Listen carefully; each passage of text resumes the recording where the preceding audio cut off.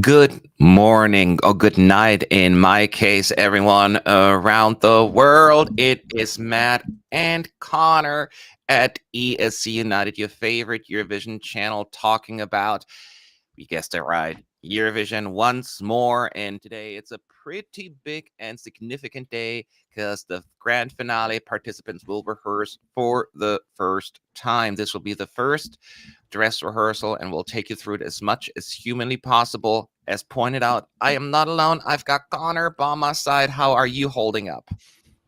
I'm tired. I got Matt here in my neck of the woods. It's 4:18 now, and I've been up since 3. So this is my second cup of coffee, and I'm getting ready for the third one. But this is always the roughest day, I think, for us in terms of like timing, because 2 long shows. But I said it earlier, we're almost at the finish line, y'all. We're almost there, and when it's over, we're gonna miss it. Then we're like, can it be 25 again? So we're never pleased. We are never pleased. So, but that's just how it goes. How much sleep did you get in the end, Connor?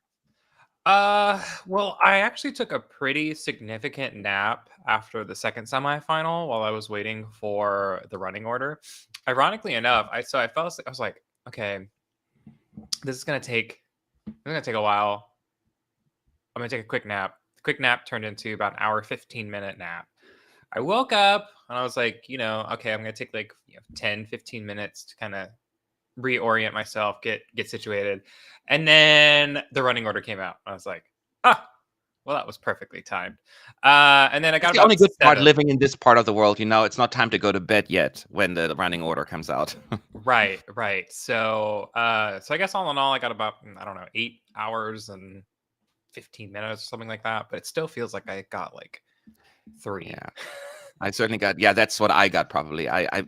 I was like, oh, it's 8 o'clock here. Better go to bed. I'm like, it's so sad on a Friday, on a Thursday night there. But and I couldn't sleep right away because my inner clock was like, screw you. And then at some point, 9:30 maybe, I finally drifted off. But then I woke up again at midnight. So I slept for like 6 hours, which is not too bad, 5 to 6 hours. But that's been like a constant theme these past 2 weeks. So, your body tells you maybe you should sleep a little more. But it's all right. I said we're almost there. Hey, everyone in the chat. And we'll talk to you as well. And when you want to talk to us, make sure to say it to at ESC United, and we'll answer as many questions as possible. Of course, super chats pop up right away, but if you cannot afford that, that's totally fine, or you don't want to, that's fine as well. Please still support us if you want by liking this video or any video that we put out and comment on them, because that helps us tremendously in the YouTube algorithm. So that is free, doesn't hurt, it takes a second and a half, and that's all you have to worry about. So thank you so much for your support. Now today, as pointed out, is I still live in the past, the grand finale, the first dress rehearsal. And we're going to be watching this whole thing. We cannot share any sound or any video, of course, but we'll guide you through the show. Now, you all know the 26 performances. So we don't necessarily have to go into all the details where they're standing and what they're doing. Our focus will be vocally a little bit, see how it sounds, or if really anything looks off. I don't know if Lithuania falls off stage and you're like, okay, this is not good, that kind of stuff. So, and of course, all the opening interval acts. And the best thing in the world, what are we waiting for, Connor? Oh my God. Fake results. Yes, thank you. The fake voting. I was like, think, the Parade of Nations? To be fair, though, the fake voting this time around in the first dress rehearsal is usually very, very short. They do like 3 fake juries, or 4, like in the same person, and then they skip to juries 37 because it's just the same stand-in person doing them. Tonight, though, all the actual spokespeople, or most of them, some of them aren't there and they have stand-ins as well, but they still have to go to each broadcaster's office and they're all going to rehearse their voting as well. So that's going to be interesting. So what are you looking forward to the most today, Connor? I can tell mine if you need a second to think. No, I think I know. I think the first thing is I'm interested to see what small changes some of these countries make. Like, for example, I'm hoping that Serbia kind of gets that perfect balance of the smoke, because we saw her get a little overwhelmed in the first semifinal run. In a couple of her shots, there just was too much smoke. Yeah, it wasn't quite Nina Sublati bad, but it was pretty bad. Yeah, so just like little things like that. I am also excited to see the interval act. I think they announced like literally this morning. I remember it's 6 a.m. I know that it's Conchita and it's Carola. And again, Charlotte Pirelli. She owns this Eurovision. She's like in every show. It's her 25th anniversary year. True. It makes sense, I guess. I love it. Don't get me wrong, but I was just pleasantly surprised to see her name pop up there again. Yet, yeah, that's true. Yeah. But no Manselmalo at all this time around, huh? Hey, he's in the second semifinal. He's the joke image of when you Google Sweden, this is what pops up, and it's Mons. So, oh, really? He made it. Well, that's one way to make it. He's busy raising his kid. He had the 2016 contest. Maybe he was invited and turned it down, or maybe he'll be in this grand final as a surprise guest. Maybe he's Eurovisioned out a little and wants to branch out. Well, maybe. I know, but it really do be feeling like Sweden's like, let's roll out everyone but ABBA at this point. I know, right? The Harrys were there. They at least got the credit option there. And the show will start in 5 minutes. We'll be able to answer a lot more questions this time around compared to the semifinals during the performances, of course. And we'll keep you updated. So, as always, at ESC United in the chat. So, there is a lot. We cannot, prevent it. This question will come up all day. What's your thoughts on RAI leaking their televote results? Do you think the EBU will take some sort of action? Those who don't know, is yesterday after semifinal 2, as the show was closing in Italy, broadcaster RAI put up a banner ticker at the bottom, basically, and it showed how the votes were allocated between each country. And that is illegal. It's not allowed. The EBU is keeping the information and the score, and no one is allowed to release it. So they certainly broke EBU rules, and there will be repercussions. I'm not saying they're going to be banned from Eurovision. There could be a financial penalty. There could be something else going on, but they certainly broke the rules if this is accurate. There's some information that only the EBU actually has the full televotes, that this may not be accurate. The EBU has not confirmed or denied it. So, and a lot of people read a lot into these results because Israel got almost 40% of the vote. Now thinking that's why in the betting odds, it shot from like 8th place with like a 2% chance of winning to like currently 2nd place with 25% chance of winning. So a dramatic shift, which then of course will also piss off the EBU because that impacted the bookmakers in such a dramatic way that that could have a huge financial impact. That is why this is an issue. Now, there are other rumors floating around that there was a backup jury used in the end and other stuff as well. Also, people read a little bit too much into it, in my opinion, because Italy, especially, I mean, every country is guilty of that, but especially Italy is notorious trying to vote for themselves. Every year in the grand final, about a quarter of Italians vote for Italy. And in this case, Italy performed right in slot number 14, technically, right after Estonia. And so it seems there's a lot of people just voted for 14 because thinking it was Italy. So there's so many theories out there. All I can say is stop reading too much into it. We don't know. Nobody knows. And just continue with what you were thinking and vote for the song that you like the most. Don't vote strategically in any shape or form. That's all I can say. Any other thoughts, Connor? Yeah, I just think, there's a lot of people that are just like going nuts over this. And I, Yes. I do understand like that is something that should not be done just in general, whether those are correct televote results, whether those are SMS votes, call in, app votes, whatever they were, whatever that televote was, is that it shouldn't have been. And whether or not it's real or not, we also don't know that for an exact fact, just because it's social media and you can technically do anything. Um, but just calm down, because I think a lot of people are like freaking out over the 40% of the televote for Israel, and as you mentioned, that it is changing the bookmakers. However, it is one country, so there are 37 other countries that have to vote in the grand final, and so that isn't necessarily the best way to extrapolate what is going to happen in the overall results. And as a reminder, I think there's been a lot of people, I was thinking about this last night, that are like panicking, thinking that Israel won the semifinal. That could be true, and we won't know that until Saturday if that is actually the case and what happened.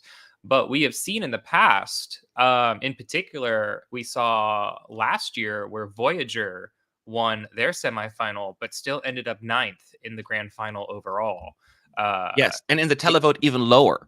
and in the That was televote, thanks to the even juries on lower. top of it. Right. So, like it's not me trying to be like, anti-Israel here, but there is so much variance of what's going on that we can't really use this to make any decisions or trying to really say anything or know anything, because at the end of the day, this could literally mean nothing. They could have just leaked results, and at the end of the day, has no impact on. And also, most of the fans that are on social media, or that are watching the grand final, are not on the social media and are not following the results of RAI, so they ain't gonna know what happened. So like, Yes. let's just calm down a little bit, and let's see how Saturday kind of plays out. However, it is very possible that Israel did, in fact, do better than we originally thought that it did in the televote. So, lots of theories, lots of conspiracies, but at the end of the day, the results are the results, and let's just wait and see what happens on Saturday.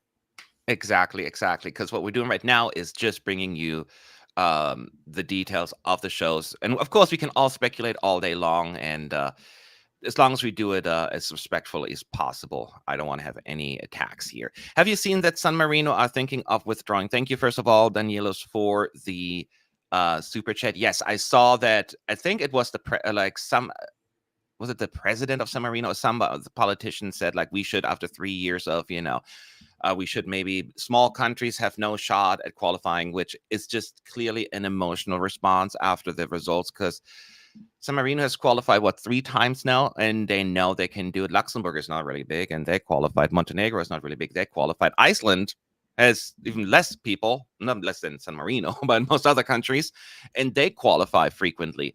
It's just everyone who watched the performance yesterday knew, despite how amazing it looked, it just wasn't going to happen with those vocals in particular. It just wasn't meant to be. And it's ultimately the broadcaster didn't say anything. And they've made comments before. They made comments before where like, we're out, and then they come back. This is a great exposure for San Marino on the world stage, if you will. And is it possible? Yes. But would I put too much weight into this? No. I'm always a little bit. The initial reactions are oftentimes not what's going to happen. There's a lot, we're going to withdraw, blah, blah, blah. I'm more worried about the whole participation fees and how that could impact broadcasters. That is a more of a concern to me than these initial emotional responses. And that is a little bit more legitimate concern for me, for countries continuing to withdraw that can no longer afford that fee. Connor, anything to add? Well, I think for San Marino, a part of this problem is just the fact of how they go about selecting their artist. They do that kind of open call, come on in, By the way, everyone sorry can to interrupt. try. The show has started. I'm opening it up right now. Yes. But they're bringing in a lot of artists that, well, I would say, I guess with Turin, is a little different. He did have experience, but we're bringing in artists that maybe don't have the most support from a broadcaster. And I think that that's reflecting in their overall performances. They're just not on the same level. Unfortunately, with Megara, it was not on the same level, Yeah. but visually it was. So But I'm just real quick. I want to give an update. So the show started with lots of lights traveling to Malmö Arena, and then we go into and we see allegedly the audience, but it was empty. So now they're talking about in 1974, Swedish music change, blah blah blah blah blah. So they're starting with the history of Sweden, really. And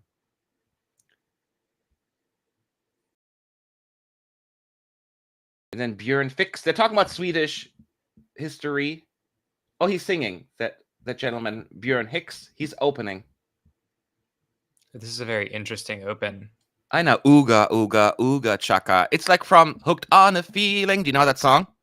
Yes, I know that song. Thank you. It's like, I don't know. I barely know it.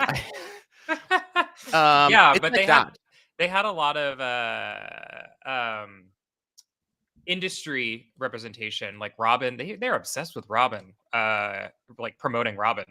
But Robin was in there, ABBA was in there on the screen, quite a couple of artists. Very, very chill open. Just enjoying it. It's bringing me back to Guardians of the Galaxy. It's on the soundtrack. A gentleman singing Hooked on a Feeling. Actually, I thought it was just the sound, but they're actually singing Hooked on a Feeling, which is a random choice to me. But I'm sure there's more reason behind it. Bjorn's Gifts is the first suite to reach #1 on the Billboard charts in 1974. Hooked on a Feeling. Well, there you go. They couldn't get ABBA, so they got Bjorn instead. The other Bjorn. I know. There's a B in there, yeah. Now they have to find another artist with a B, and that's 2 others start with an A. Can the X change anything between the semi and final? Short answer, basically no, except with what Connor mentioned earlier, that kind of stuff. Like, there was too much smoke during the first semifinal or whatever, and they're like, we got to bring that back. Because that couldn't also been not the broadcaster's fault, could have been the EBUs or the SVTs, the people like making a mistake. So they can make changes like that, but other than that, there's very, very little they can do unless it's really something that really ruined the stage. Wow. We're playing I Don't Care by crap, this is band. I forget this band, but the I Don't Care.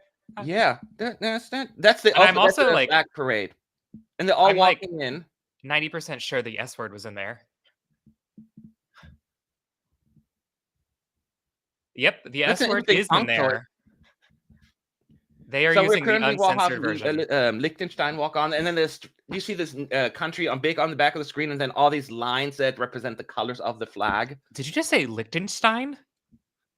I don't know. I didn't catch that. Oh, you meant Luxembourg, hun.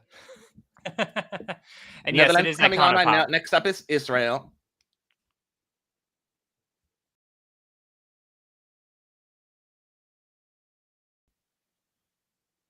It's just very interesting that they're using the uncensored version. Okay, yeah, I was just trying to see, but there's no one in the audience, so you cannot really hear any booing or any cheering. Or I was curious if they do the sound, the fake applause there, but there was nothing. Oh, and now they're switching to "It's a Beautiful Life" after Israel. Did you know that? Well, is that coincidence? No, they did this in Liverpool where they had like the first 6 acts. It just changed it randomly. It's just like, I Don't Care, and then after "It's a Beautiful Life," it's just very interesting. Nah, don't read into that. I know, I'm not trying to read too much into it. They only probably have the rights for. Yeah, that was probably decided up front, but it's just it's just interesting timing. Live. Spain just walked on. Now there is Estonia. They just walk from back of the stage center. They're doing their little dance left or right on the stage. That was a really quick switch, though, I know. song-wise. And now we're doing, Roxette, the look, right? yes, the look. And that's when Bambie Thug comes on. It's like, She has a sash, like Miss says America Crown the almost. Witch. They Huh? just zoomed in on a random producer. He just was so random. And we'll be right back answering questions. We're just watching the flag parade. Latvia's up. He's donned in blue. She's got the look. Remember, they used to write like actual songs for the opening act or something. Like it's just like playing now. Grease Spotify, now. basically. She's Grease dressed and is next. ready. She said, "I'm ready." They to all look show a little up." tired. Poor people. They must be so exhausting. Yeah, the semi-2 acts are. Oh, even busted. Ollie looks tired, which is understandable. I don't judge them one little bit. If anything, I can sympathize with them. Yeah. Well, and I mean, do you see the camera shot? There's one person, like a camera person, doing like this. they're No idea really why. trying because they know that there's not a lot of people here. Yeah. But yeah, everyone who's semi-2, I mean, you can tell that they're tired. They are exhausted. I don't know this song. What song is this?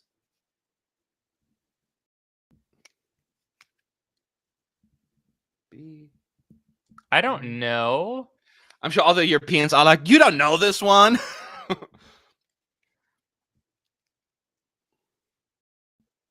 I don't recognize that one. I don't know. It sounds like I don't know this Robin, one but I either. don't think Y'all, it's you probably Robin. figured out when you hear it. I'm sure it's popular in Europe, but you just don't know it. Here's that producer again. They really like him. Yeah. It's not, I will say, I love the flag parade. Just, I mean, there are not really many flags except for the colors on back of the screen. It's a fairly simple one, right? We've seen more like elaborate ones before. Yolanda is just I don't running know this one across the either. stage. I'll be all right. What is that song? This is a newer song. Huh? It's not. It's a Swedish DJ song, and I just don't remember who it is. Okay. There may be some Swedish songs in there. Well, obviously, all going to be Swedish inspired, which we don't know of. God, I don't. There's I all know these this walk song on stage from the back of the stage, and then either they wave. You see the big colors on the lines of the colors, and all over the LED floor. They wave, and then they turn either left or right, and then walk off stage.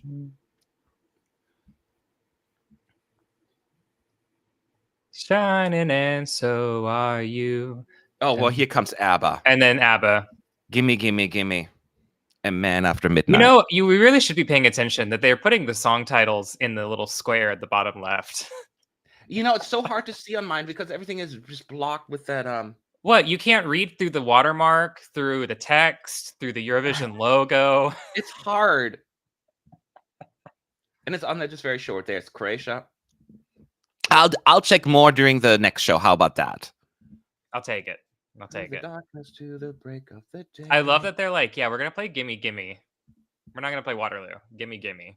Yeah, I know, right? Still a great song. Do not get me wrong. Oh no, I love Gimme Gimme. Water is not even being close to my favorite ABBA songs. I like it, I love it. But ABBA has way more amazing songs according to my taste. And then oh no, they did not. Did you see that? Look at Austria on the screen. Well, what about it? I didn't see it. It said Australia. No, it didn't. It said Australia. No, it didn't. No, yes, it did. I'm 100% sure. No, it didn't. Mm-hmm. There's no. It did. I'm sure it didn't, but I'll take your word because I didn't see it. It said Australia. I'll bet my left nut. It's just no way. I saw Australia. Maybe you saw what you wanted to see. Okay. Y'all, somebody check Twitter or somebody else must have caught that. I'm not the only one. Oh no, they're playing the winner. You can ask Gabe. They're in the arena.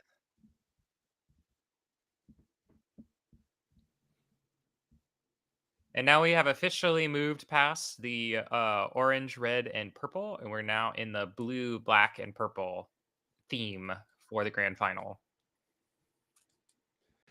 It's actually almost a cruel song to play. The winner takes it all. The losers have to fall. I'm like, rude. It's Sweden. They have no I know. sympathy. They just didn't listen past the first line. Someone said, that this would be really good. It's talking about like winning. Like, heck It's yeah. simple and it's why should I complain? You hear San Marino? Why should you complain? Oh, that's funny. So I guess you are correct. People are saying they saw it on X that it did say Australia. That's Yes, I probably just did someone make being that. I'm not that stupid and stupid. I may saw be in America now, but I'm not that dumb. someone probably while they were putting it all together just immediately saw AUST and just threw it in there, not realizing that it was Australia, not Austria. Because obviously they have pre-made all of the graphics. Everything is Yeah. already pre-made, and they're just slotting things in once the running order comes in. And someone just grabbed the wrong thing. It'll be fixed before tonight. Or maybe just Klein shipped, switched, legions and went to Australia. That could be too. I mean, Sweden and Italy, or not Sweden and Italy, Sweden and Ireland are sharing an act. The only Perhaps Austria and Swedish Australia artist in the are. running this year is Bambie Thug. That's right. Yeah. Just real quick, we have the two hosts on stage right now, not in stage makeup yet, just wearing glasses and I'm not sure. Okay, I'm not gonna comment on the outfits. Then I think they have the CD on the side and whatever.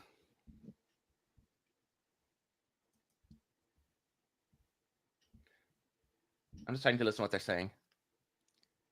I love how they keep giving Malin all of the like, wow, I didn't know that this blank blank blankety blank blank blank.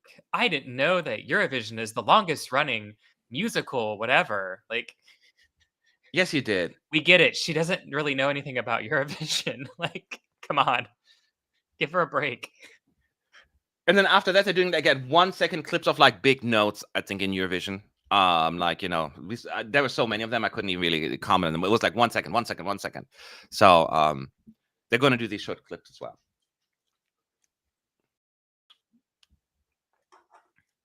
And there's a reminder that you can start voting at the top of the show. I remember there could be still surprises, by the way, after these rehearsals, because like 2019, we did not get to see Madonna's rehearsal until the actual live show. She always did behind closed doors because she wanted her own producer team handling it. She did not want the Eurovision producers handling it because, she's too important. Are you doing a live chat on Sunday to discuss the results? Yes. I, at least myself, will be there. I don't know who else will be able to make it, but I certainly will have a post show every Sunday, especially since I'm home. I don't have nothing else to do except to feed my dog. So I should be just fine. So now they are, again, just showing how the voting works. I'm sure I didn't catch it. Did you catch it? I'm sure they mentioned about voting from the beginning. Did they say anything? Yeah, they mentioned that you can that you have your favorites, I'm sure, and that you can stop or you can vote from the start of the show, things like that. So and they're making the there's a French reminder. announcements, of course, here. So in case you were missing that.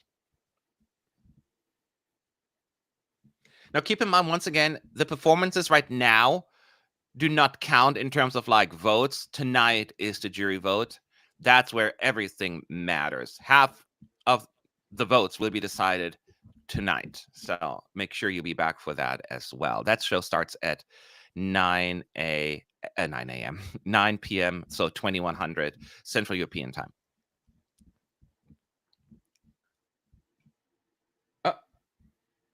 The lines will open in silence. And then suppose the countdown, the lines will be open and then nothing happened.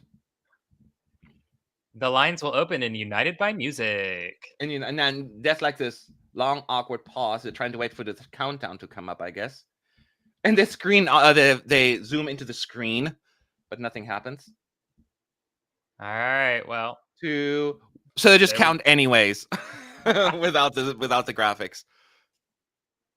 Now.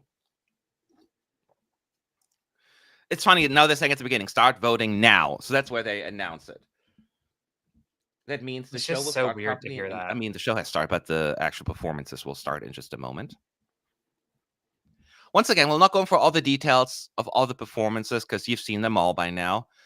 And we'll just let you know if something really dramatic has changed or somebody is vocally good / bad, and then we can answer some of your questions in the chat at ESC United.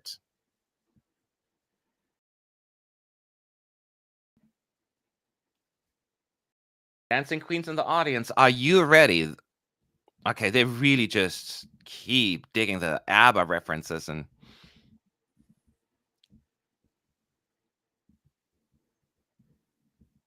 Vision Song Contest.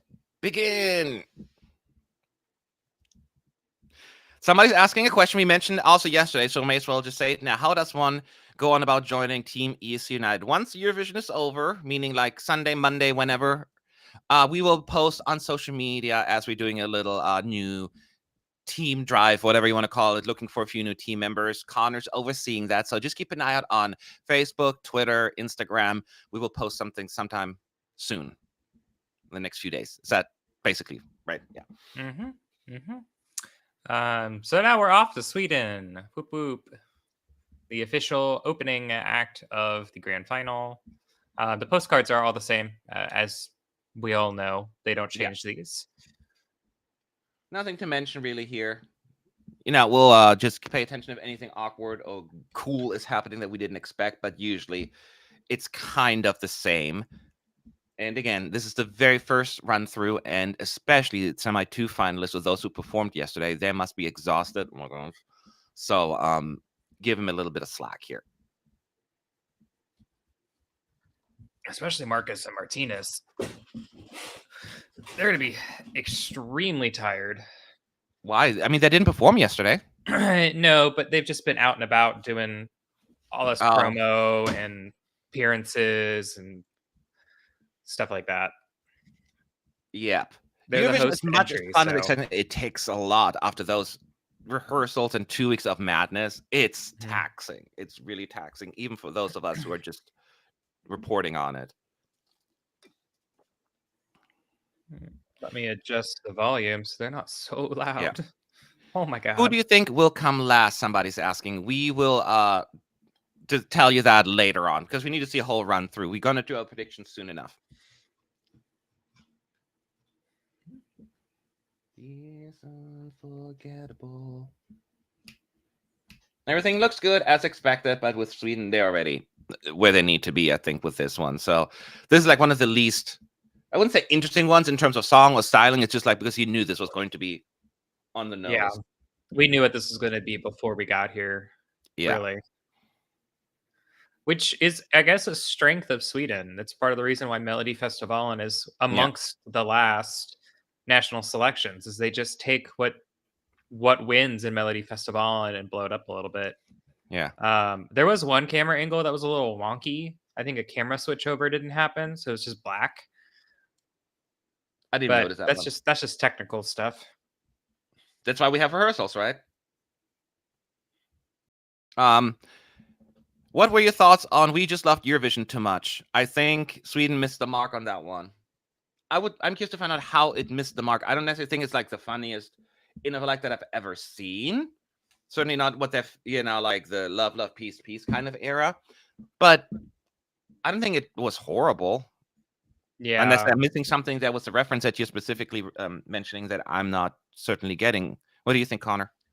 I mean, I think that they are really trying to drive home the point that they know people didn't want Sweden to win. People wanted Finland to win because it's like the second or third reference that they've made to don't blame us that we won. I wouldn't necessarily say that it was a bad interval act. I just think that if you were going to bring in, this is my personal opinion, if you're going to bring in Kariya, you could have given him his own slot, and just said, hey, we know that he didn't win last year, but we're going to give him his whole 3 minutes time. It has 3 minutes or whatever. I think at this point, I think we can just officially stop mentioning that Finland didn't win and that Sweden did, and move on. Hopefully that'll be the last little bit of it. But between that and all the gay jokes, I'm like, SVT really be leaning into the two things they know they can lean into: that Finland didn't win, and that there's the LGBTQ plus community is a majority of the people watching Yeah. this. Also, next up is Ukraine rehearsing, and I'm not the one to toot my own horn, but I'll toot it a little bit right now. Did I not call that one? I'm not sure if you were on the live streams when I said like Ukraine. I always called it conspiracy theory. Like Ukraine will get an early running order because I really don't believe that they necessarily want to go back to Ukraine at this point in time. And sure enough, I didn't expect they're going to get the second spot, to be fair. But the second is interesting. You know what? I will say this. I had a conversation about this actually last night. We were talking about the running order. The first couple of songs here, like the first 4 songs, are actually really odd. From just like a production standpoint, because all 4 of these acts have props, like big props that you have to push and wheel into the arena, and then you also have to then cross, like they have to cross this rock formation with Isaac's giant house to set that. And so it's just very interesting how I mean, from like a song standpoint it makes sense, but from a actual like what they are bringing, it makes like absolutely next to no sense. I would have figured that they put the Netherlands not in second, but like in between some of these songs, or Lithuania between some of these songs, because you have a strike and an easy set, and then you have another hard set, easy strike, so on and so forth. yeah. But Well, you're very right about the props thing as well. I also could make a case that Ukraine and Germany, they're both a little more in the mid-tempo-y feel. So I don't even think they necessarily are as well positioned next to each other. You would think there would be either a more upbeat song between Ukraine and Germany. That was a bit surprise for me as well. They should have probably switched Luxembourg and Germany at least, but yeah, I'm sure there are lots of different reasons why they do it. So do you think now, I mean, by the way, Ukraine, we're listening to right now, nothing to add. They actually sound and look really good. They actually like, they're even going stage makeup, I think, at least. oh Alyona. yeah, no, they're like 100% ready. That doesn't mean we They criticize those who are not. I totally understand if you don't want to put all your makeup on and all your stuff. Yeah. So I don't blame them for that. Yeah, but no, they're like 100% on performance vocally. Yeah. They showed up ready to play. Do you think? Nothing Yeah. really to change, or nothing's changed really. Yeah. What I was going to ask you is, do you think, because there's a lot, voting starts now from the beginning, if that is going to make a big difference? We all know, or if you don't, let me tell you again, about a decade ago, we tried to do the same thing, and then the EBU decided to abandon that idea because virtually no one voted early on. That's why, like, it made like 98% or so voted at the end. So they felt no need to keep open the voting early. Do you think now, a decade later, it may make a difference because we're even more online than we were before? Or what are your thoughts? Well, I mean, yeah, that's a valid point, that we're now at a point where there are probably more people that are voting via like the app or things like that versus calling in for voting. And so if you're not calling in, I mean, if you're calling in, you're going to miss part of the show. But if you are doing the app or whatever, yada yada yada, you can vote a little bit more quickly without missing the show. So like, I think that what's going to be interesting, and I think someone had mentioned this, it's a conspiracy theory, but that they're probably trying to test and see if how much the running order will matter with voting being open at the top of the show, like seeing like, oh well, if we put Ukraine second but then they still come top 7 in the televote, well then technically the running order doesn't really matter as much as we seem to think that it does. Yeah. That would be misleading because, especially with Ukraine, I mean, Melovin in 2018 performed first, and he came 7th or 8th in the televote. But the Right. point is, he could have come even higher if he would have performed later. So, but Right. it's all how you interpret the data or what you're trying to accomplish with that. Right, which So is why I said Ukraine will do conspiracy. really well in the televote. I think we all can agree on that. The point is, are they now out of contention in terms of winning? Uh, That's I mean, I will say, I love Ukraine. I love this performance. I love Alyona, and Jerry Heil. I'm so excited that they're here. I don't know if I actually pegged this as a winner. I have always considered this to be a top 10. yeah. By the way, Germany's So, on stage now. And I think you will not be surprised to hear he's vocally on top of it again. The real problem is the producers choosing the running order. We're certainly going to talk about that as well throughout the show, because there's so much to talk about. Because it's not even less about them making the show run more smoothly. It's all about perception, right? Why did they put Ukraine second and Austria last? Why not the other way around? That kind of stuff, right? So we can talk about that as well. But I wanted to stick to the topic at hand right now as we go for the show. Germany. Certainly, we knew that they're going to be first half because that's what they drew. Third, of course, less ideal for Germany. Do you think that Germany is a little bit more in trouble in terms of televote? Because I still believe they're not going to come last. But it's certainly, based on what we've known so far, not taking the early voting into consideration, that there is a chance that this would be completely be an afterthought by the end of the show. well, I don't necessarily know that it would be an afterthought. I will say I don't expect Germany to be maybe higher than 1920, like on a high scale. I do think that this is probably one of the more accessible entries that Germany has sent in the last couple of years. So it is very possible that they do pick up some points across the way, kind of saving them. I think that there are maybe some other songs that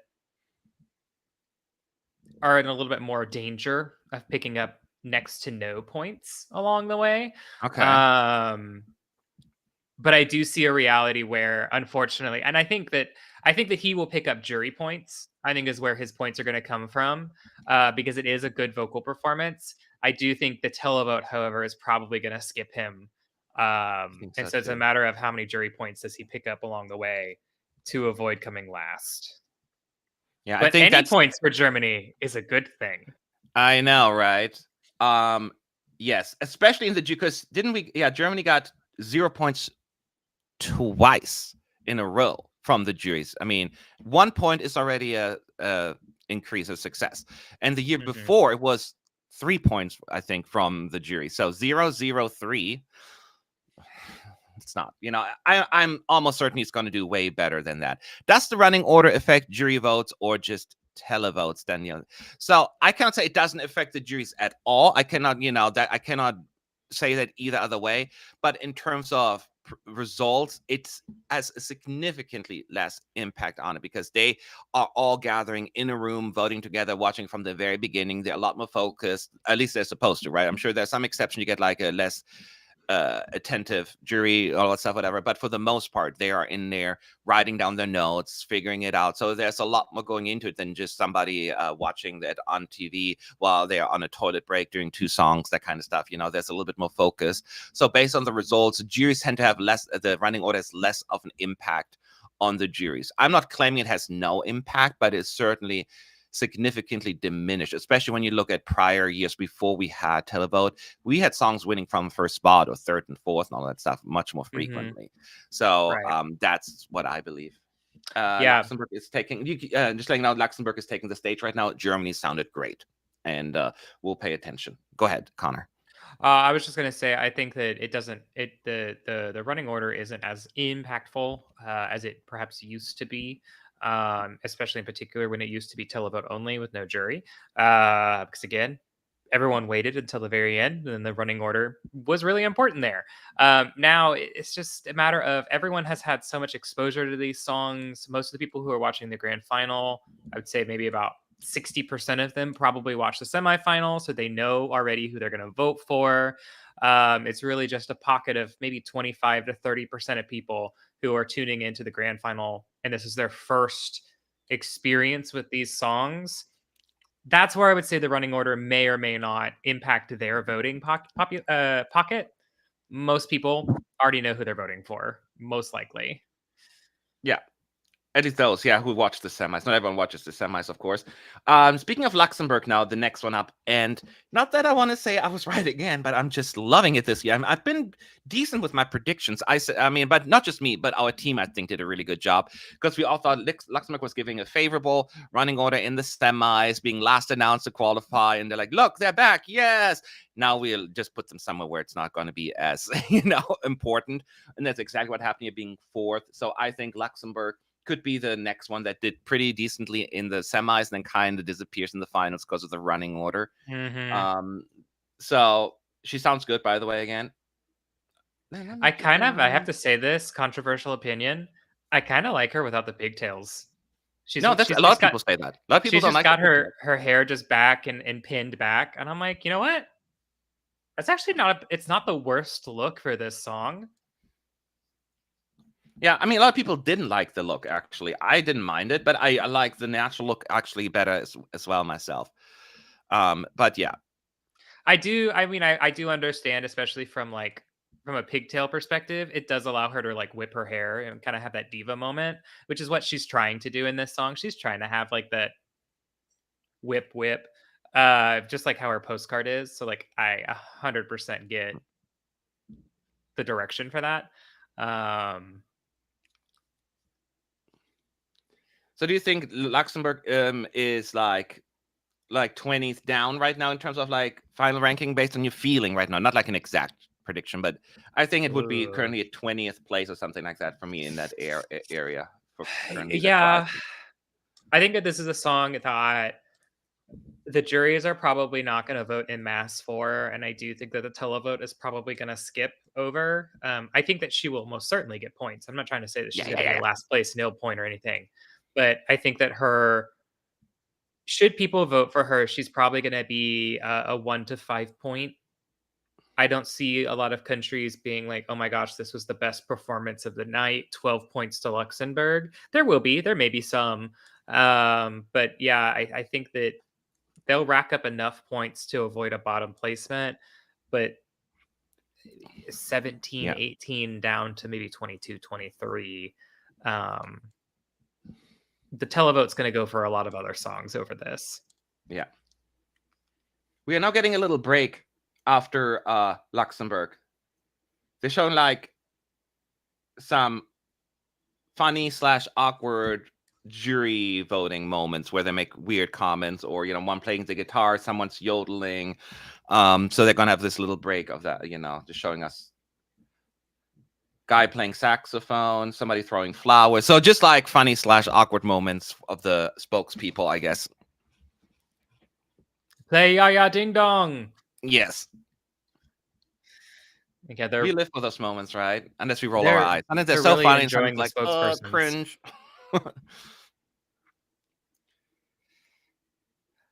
Wait. Why would we? What's Netherlands not performing? What's happening? I don't know. They may be playing the wrong postcard. I think they're playing the wrong postcard because Netherlands is next, but they're playing the Israeli postcard. So I'm not sure if there's a delay with the Netherlands or they're just playing the wrong card. My guess is there's just a little mistake there. Yeah, maybe that's why they played the card. Maybe I don't think there's supposed to be a break this early. We'll see. We'll let you know if there's a delay with the Dutch performance.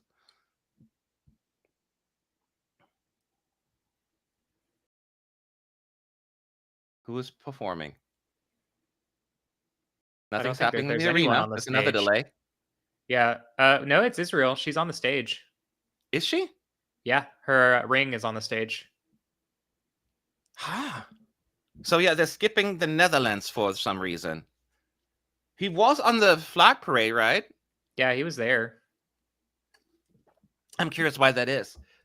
Somebody check social media if they can. If somebody says anything, I'm going there right now. But yeah, it is Israel performing next in 5th right now. So we have to wait a little longer on the Netherlands.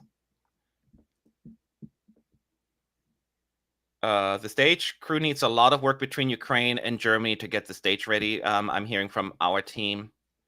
And then, yeah, ESC Night says for some reason we don't get the Netherlands after Luxembourg. there was no explanation either in the arena. So I'm sure we get an update on that in a little bit. They clearly knew about it in advance because she was ready to go. I mean, granted, she would be on deck, so like Yeah. she was there. However, like they immediately set and began this. They knew it was to skip it. Yeah, my team So- says they don't know. Yeah, we'll find out hopefully soon. But anyways, now it's Israel performing, and so Israel also getting a fairly early running order, especially then after the Netherlands. Some people are saying, well, Netherlands going to be the moment that will be remembered. I don't know, but it's so hard to predict. I think sometimes we read too much into these running orders as well, I think. So I'm just saying, like, let's just wait, you know. If you have any questions, by the way, at ESC United, and we can discuss this. I feel like there's more smoke in this performance right now. They cut Joost too from the TikTok running order draw. Mm. I don't know what's going on. That seems odd now. He was in the flag parade, so he's clearly there. So I don't know what happened there. So The only note that I'm going to mention here is that I don't know if I actually paid enough attention to notice this yesterday, but I do feel like there's a little bit more smoke on the floor. There's one shot that they do where they pull out to like the arena, and like she's like coated, like from like her chest down basically in just smoke. You can just see her face. So I think that they just put a little too much out there. It doesn't really matter too much. It's just way smokier in this run than it was yesterday. yeah. So once again, if you're just joining, we're going for the running. The acts are rehearsing. We are at act number 5.5. I don't know. We had the first 4 songs. Netherlands did not perform, and we went straight to Israel. And then I assume we're moving to Lithuania, or are we going to Netherlands after this? Something must have happened. I guess we'll see. We'll see. I hope everyone is okay. That's always my biggest concern. Melanie said that the Dutch media is also extremely confused. What? Melanie said that even the Dutch media are confused. They don't know what's going on. Okay. We're moving on to Lithuania, by the way, so still no Netherlands. So we'll find out soon enough.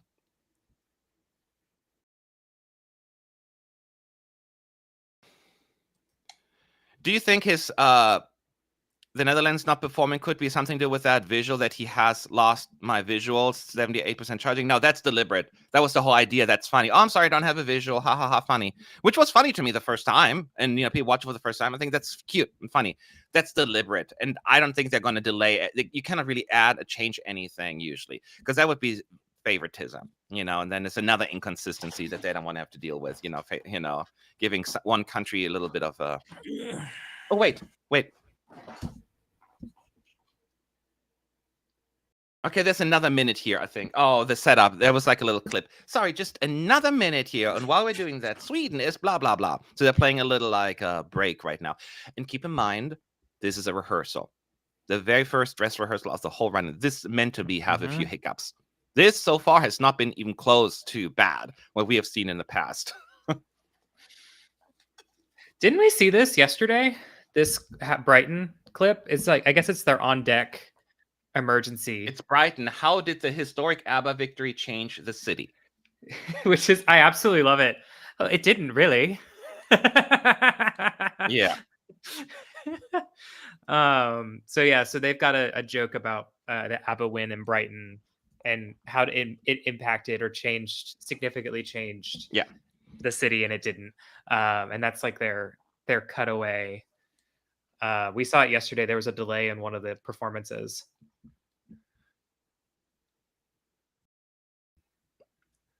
So yeah, now we have Lithuania's Silvester performing. So we'll let you know if anything interesting happens here. And as always, any questions at ESC United in the chat. Will they simply turn a blind eye on the votes released by Italy? The EBU will not comment on it. They've been, I mean, this year was also the first year, if I'm not mistaken, we didn't get an EBU conference, because every year we get a press conference with the EBU. None of this. Because they know what would happen in that press conference. In some ways, it's chicken. In some ways, I'm like, I get it, because it wouldn't be probably very productive from their perspective. So it's like, you know, it is what it is. Don't mind me. I'm just vibing. Go ahead. That's a vibey song, so I totally get it. Hope they disqualified Joost for collaborating with Russian artists and singing song about loving Russia. I have no idea what you're talking about, so I'm not willing to comment on that actually. But they're not going to qualify an act for collaborating someone that you have an issue with. You know, that's not the EBU's place.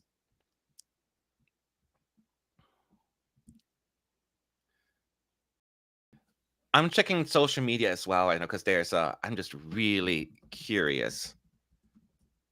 Gabe said that he asked someone on the EBU staff, and they also have no idea what's going on. So I guess everyone doesn't know what's going on.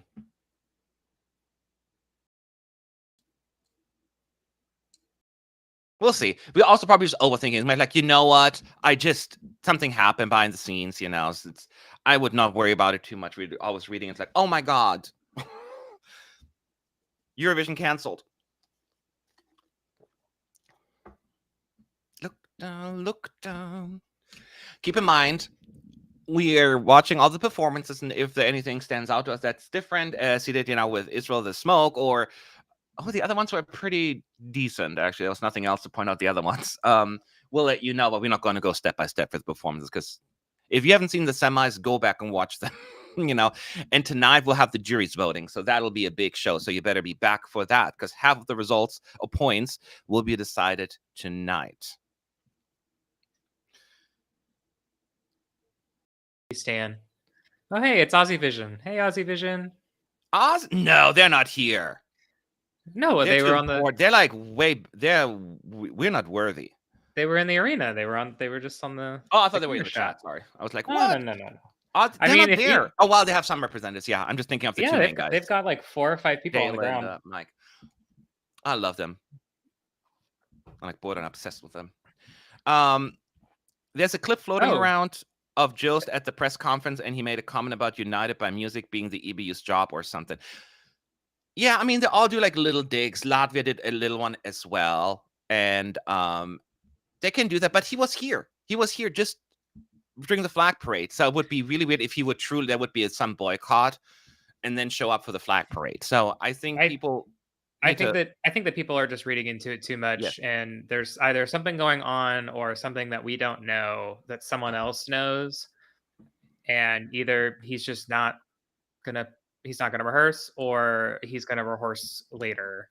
But let's wait until we have actual information before we all go crazy, because everybody be jumping to jump into conclusions.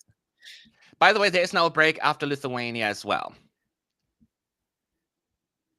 I think there are technical difficulties at Eurovision right now. I wasn't listening to what they were saying, but yeah, from like the 70s. So yeah, is that 75? I think. I'm trying to. Yeah, that's from. Can you hear me? Yes. Seeing one of the speakers, spokespeople. They're all giggling.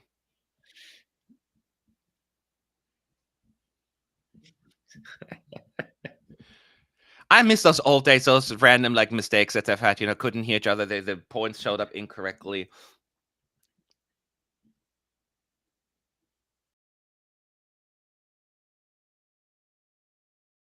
Oh, they're so cute back. Oh,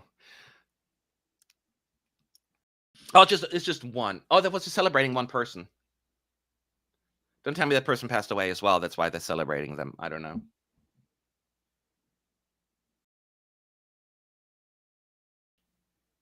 Oh. No, there she is. She's on screen, actually, the host. but she's asleep. Oh no, she just didn't hear that she was on.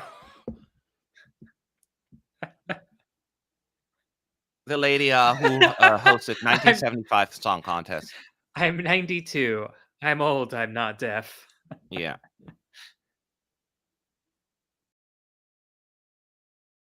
So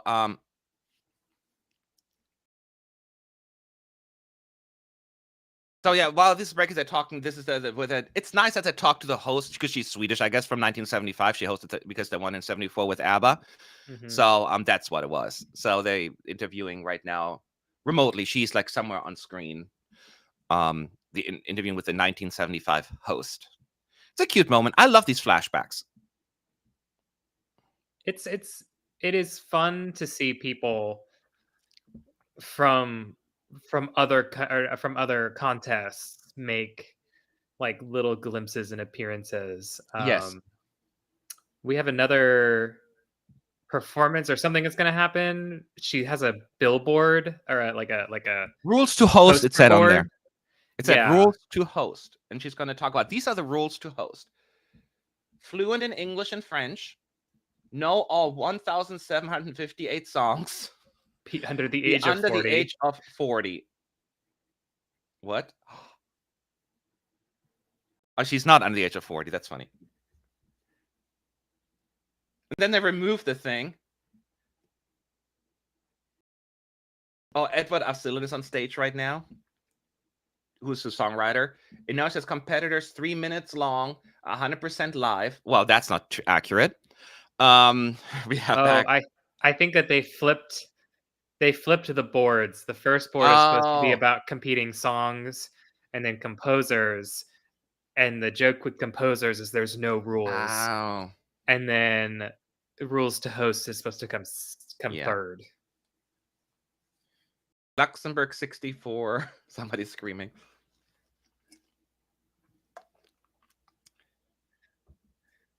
Anyway. So I just made it. You have to be under the age of 40, so I just made it. She's funny. So yeah, that's just a joke that they're doing in that break. I'm not sure if that's going to stay for the live show or if it's just an awkward break because there's some issues with the setup. I feel like this Spain. is a planned break. Like that. Is it? Yeah, but I don't know. We'll see. Can you talk about the flow of the running order? I will say it's weird because we didn't have the Netherlands, so not having a country right there messes with the flow right now. So it's very hard to comment on that. I still think that Ukraine and Germany next to each other is an odd choice to me. I didn't necessarily care for it, but I'm probably not as worried about the flow. The rest of the flow in terms of breaks, this is probably the choppiest dress rehearsal we've had so far. But that's fair. It's the big show, and this is the first dress rehearsal. So once again, people don't freak. It's very, very, very, very, very common.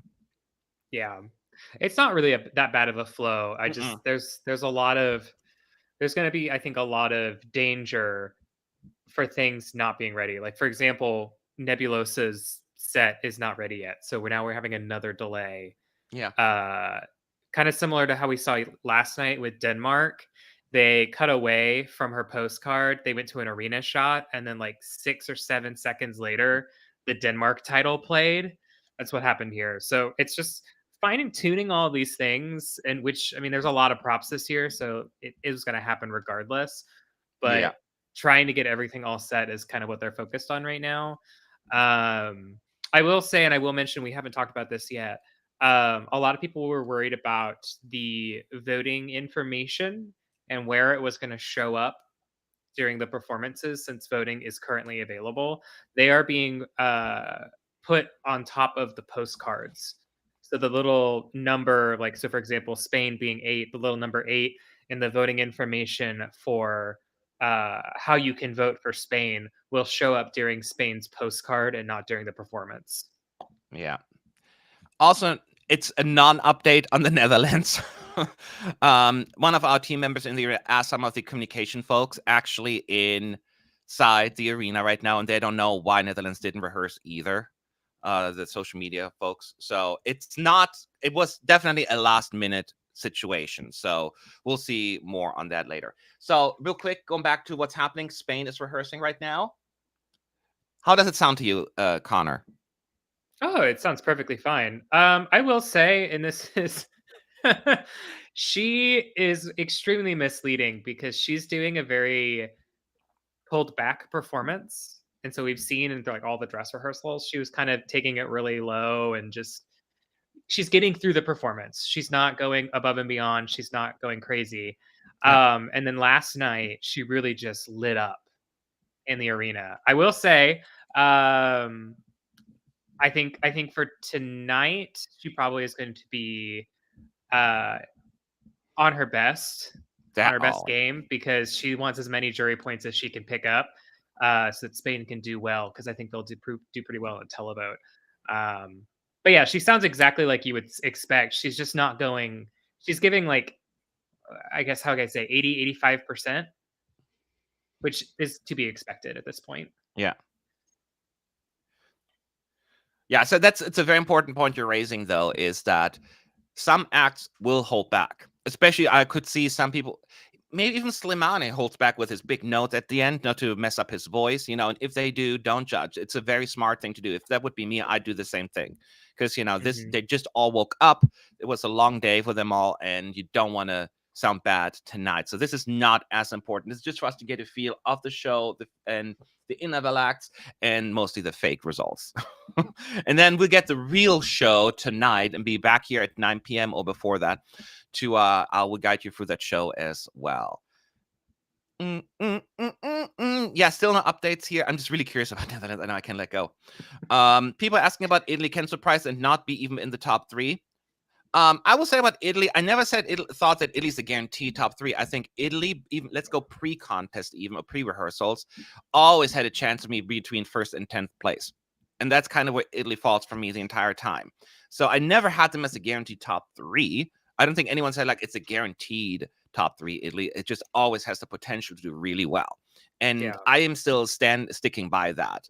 I know a lot of people are a little bit of the Italy train because they didn't like the staging or it kind of didn't feel as right. But again, I'm getting similar vibes from previous years. We got the similar feel in 2018. People didn't like the staging and and it dropped. Then Italy Soldi, it dropped because they didn't like the dancers and the visuals. And then they all still did really, really well. So I am not overthinking because I still think the song is just ridiculously good. So that's my opinion. And then we're moving on to Estonia. Anything else on your end, Connor, that you wanted to add? I agree with everything you said. I think Italy is a solid contender for top 10. I just don't know if top 3 is where she'll go, but it is a very good performance. Estonia on stage now. There's a lot of crowd shots. I missed part of Estonia. I had to get up for water. I was like 3 times. You missed it 3 times. No, I missed the opening. I missed like the first like 25-30 seconds last night. Joost's keyboard was brought on stage actually, and then was waved off the stage crew. So very last minute. Yeah, we don't know. Nobody knows what's happening. We just hope everyone is okay. That's the most important thing for me. Do you think it's weird somebody saying that Spain and Estonia are back to back because they're all more like party, like fun songs, or you can see based on the vibe and genre that makes sense? Well, I think in this regard, again, I wasn't in the room where it happened during the running order, but I'm assuming that they said, well, we have Estonia here. Estonia can kind of keep this vibe going, but they also don't have props. Like by the easiest nature alone, you can set the stage for Estonia extremely fast. In comparison to like setting up Spain, for example, or who is going to come after them of Ireland, because Ireland has that ring that has to be rigged in and raised. So I think Estonia just ended up with, hey, they just got 6 people, put them on stage. I'm just kind of vibing to this one now, which I have to because I'm hitting like it's still dark here where I am. The sunrise should be sooner than later. It's only 5:20 here or 5:26 in the morning. So Also, yes, I just did drop a Hamilton reference, and I am a fan. You're welcome. Hamilton the musical, or Hamilton the play? Hamilton the musical. Oh, I don't know. Is that such a weird thing to ask? No. Why are you laughing at me? Never mind. Rude. I'll explain when you're older. What am I missing? I said I wasn't in the room where it happened. Well, what happened? It's a song from Hamilton the musical. Oh, I never watched it. So. Oh, I man. don't know anything about the musical. We'll change this. We'll have a watch party. Estonia's over. And Estonia's over. It sounds so dramatic. Estonia, the country, is over. The song, They have finished the song. So we're moving on, hopefully, to Ireland. And that'll, of course, be a moment. One thing that's really interesting, and again, this is because of the dress rehearsal, so they're kind of fine-tuning a couple of things. I think that this dress rehearsal is really exposing. You were seeing a lot of shots with obviously the stage in it, kind of in the top right corner, and how many people are flooding the stage to try and set and strike things. We've seen it across like 4 or 5 entries at this point. And so I definitely, and I'll bring it up again. I think I've mentioned it earlier, that this running order does not do the production crew and the stage crew any favors. They are frantically striking and setting things and moving things and stuff like that. So, be kind to the stage crew. They're going to be so tired in the next 24 hours. Yeah. But Ireland has started. No delays there.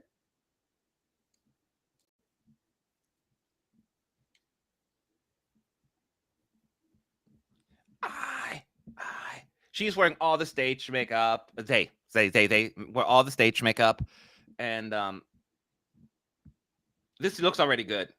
This looks like the TV performance it's supposed to look like.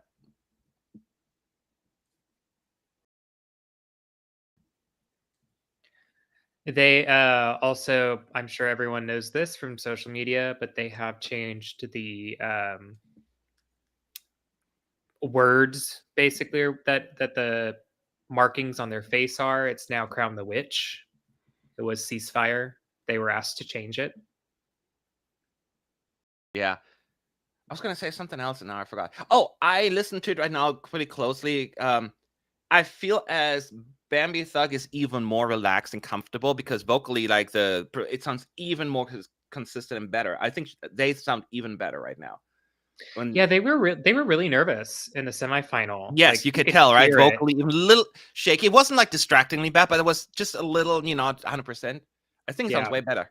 Which, I mean, to be fair, they had a lot of pressure to try and bring Ireland back to the final. So I understand how nervous they would be for the live show. Yeah. So I think that now that the pressure is gone and they're just going to try and do their best, I think that the performance is going to be much more relaxed and natural this time around.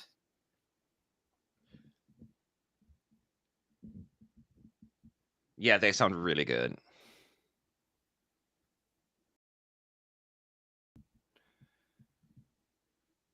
Yeah, so we're just listening right now. So how do you comment Croatia's running order, and do you think he should change something to get it to win? He cannot change anything. And do you agree that he has the best connection with the crowd? I mean, I wasn't in there, but from what I'm hearing, it's huge. It went wild, but it's a crowd pleaser. Kind of like the Netherlands was a pretty big crowd pleaser as well. So they cannot make any changes. Yeah, and also, I mean, Marco, whenever Marco like makes an appearance, like a crowd will go wild. Yes. Like he is at that level of hype, whatever you want to call it, excitement for people. Yeah, hype is also negative as well. I mean, the excitement. Yes, this. Yeah. He carries, I would say, the same kind of. Sorry, the moment is happening. The exorcism. I never get tired of it. Ugh. No, you can continue. This I had to have that moment. Sorry, Connor. She had new screams in there, by the way. She changed up the screaming. Yeah, so like it's very much like the way that Karya would be treated by Eurovision fans last year. Like they would show up in mass, they would scream for him, they knew all the words to his song. It's very much like that for Marco this year, Baby Lasagna. Like it's very clear that he is amongst the favorites of the people who are there physically for the live shows. People are asking what we're watching. We are watching only the press can watch the rehearsal. So you need to be part of the either online or on-site press at Eurovision in order to watch and follow the dress rehearsal. So it's not like a link that's available publicly, just so that you are aware. And I just had another question.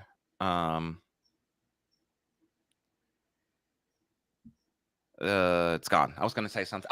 And I'll remember. Latvia's coming up next, which I think most we haven't talked to you yet about. Connor, what was your facial expression when Latvia qualified? Was it also jaw drop, or were you more like a smile, or were you throwing something at the screen? What happened in Connor's household? No, I wasn't throwing things, but the emojis that I sent in the group chat of just one eyeball, the mouth emoji, and the other eyeball, that was very much my face. I was not because, again, Dons is a great performer and he does what he needs to do. I was not expecting this to be the song that brought Latvia back to the final. I don't think most people, I think 98% of people did not think that. But it's a pleasant surprise because I'm so happy to have both Latvia and Georgia back. Now, a lot of people already speculating Latvia will become last. And I don't know how you feel, Connor, but I disagree with that. There is jury appeal here. And I'm not saying, because we said about a lot of songs, I'm not saying every song will end up in the top 10. But even if he comes 15th or 17th with the juries, that's probably enough to avoid a last place, something like that. So I don't see him currently as the last placer. Where do you fall? I mean, I will say I think that he definitely is going to be helped by the presence of a jury now. So he probably will pick up more points from a jury than he did a televote. I do want to say that in a field of 26, the televote will hurt him. He is probably going to have a significant drop in his point total from a televote, just because he is now in greater competition than he was in the semifinal. So we'll see, though. We could be wrong again, and I know, right? We'll see. RAI has made a formal apology to the EBU and states that the results leak was a technical issue. What are your thoughts? I don't know if technical issue is truly what it is. It was a mistake. Somebody just did it. A technical issue. I don't believe the technical issue excuse, but I believe it was not done intent. I mean, like as a FU kind of situation to the EBU. It was probably a mistake. Either somebody pushed the wrong button or somebody wasn't aware of the rules or whatever. But they didn't say whether or not it was accurate. So we don't know. So I'm still in the same limbo. Yeah, there's been a lot of people that have said, like, and I agree. I know people in broadcasting, there is no accidental, that you don't accidentally just create a scroll bar that has pre-made text with percentages across it. Now, and we've talked about this before, we don't know if those are the actual televotes, or if those are like some other kind of data or something of that nature. There's a lot of quote unquote we don't knows with this here. So I mean, good on them for apologizing, but also just like don't do that in the first place. Yeah, I think it's more like somebody's going to lose their job over this. It was like, could be an individual or like decision. We don't know. We can read. Some people call me naive. You can call me whatever you want as long as you call me. But the point is that I think that we don't know for sure. Could be really just like somebody's like, put that on there. Because one thing you can say about REI in terms of results, they have been very transparent in the past, like even how many people voted, how, where, and even in Sanremo, it's been very clear where the vote. So it could be that somebody who's new just put it on there, not realizing that they don't know, but it's still unprofessional, and that's certainly more on them, that they don't have the right people in charge of making sure that these things don't just leak. And REI is not known to be consistent about that. So if it were to happen to a broadcaster, I'm not surprised it is REI. Let's put it that way. But I will see. Yeah. I mean, I understand from a transparency standpoint, but it perhaps was not the best time to have been transparent. Yeah. REI states that the published votes are in fact incomplete. So if it was intentional, it was done, we don't know. And I don't want to read too much into it. We don't know. And we can speculate until the cows come home, but Yeah, if it was incomplete, why report it in the first place is my point. But anyway, Greece is on stage. Moving on. Greece cracked me up through the press rehearsals, throughout the results announcement. She's always just like chill, like the queen that she is, the all relaxed, like silly. She's young, but she has so much confidence. She has confidence and energy. Although I have been hearing a lot that she has been exhausted.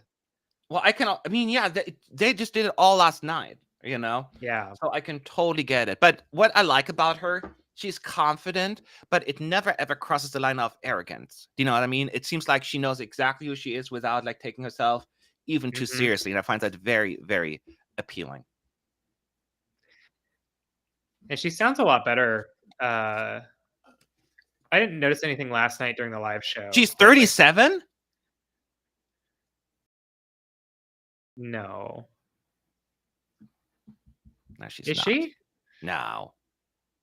Is in fact 30. What? Oh, no, yeah, she is. Life is unfair. I hope that I look as good as she does when I hate her. I hope she's going to come last. No, I'm kidding. Well, good for her. I apparently need to go visit Greece and see what's in the water. No, this stream is freezing. Okay, we're fine. I love how I was like, well, now I'm allowed to refresh in case it happens. The stream has been pretty nice today. I'll give it that. They've finally, at the very end, they fixed it.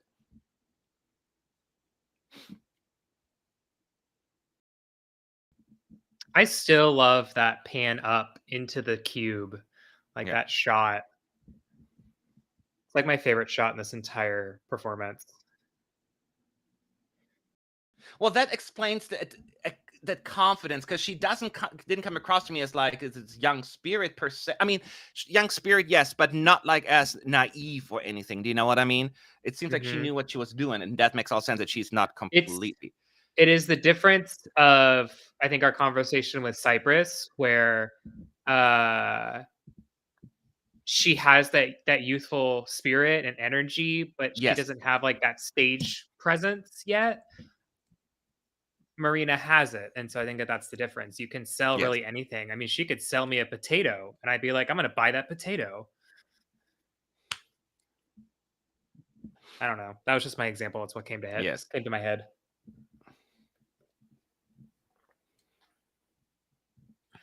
Do you think Ireland, with so hardcore songs and staging, can get enough televotes as Croatia or Switzerland, for example? I think Ireland is in really good contention to be in the top 3 of the televote, definitely top 5. Now, if you ask me where, I'm not ready yet. Give me a little bit of time watching the whole show and marinate over it, because we just got the running order a few hours ago and we're watching it for the first time. But I think top 5 is absolutely possible, and I could see it happening, being really high up. We're not talking about jury right now. We're talking about televote. Where do you fall, Connor, on that? Yeah, I would echo that. I think they are in really good spot to do well. In a conventional sense, their running order slot looks good for them. I think what I'm interested to see is, I think she was always going to do really well with the public and with the televote, and I don't think the jury is going to be perhaps as kind. Someone said, and I want to clarify here just real fast, that saying that Cilia doesn't have stage presence is harsh. I didn't say she doesn't. I said there's a difference between the stage presence that Cilia has and that Marina has. Cilia is just like at 95%. Marina again, could do anything, and she's selling the experience. It's just We're gonna listen now to the United Kingdom performing. I want to see Ollie's or hear Ollie's vocals. That's the only thing I care about right now. Because the staging is amazing. I want the vocals to kind of match that now. So we're gonna be a little quiet right now. He sounds fine. Hmm? He sounds fine right now. So far, it does. It's with the second part where it's gotten a little shaky.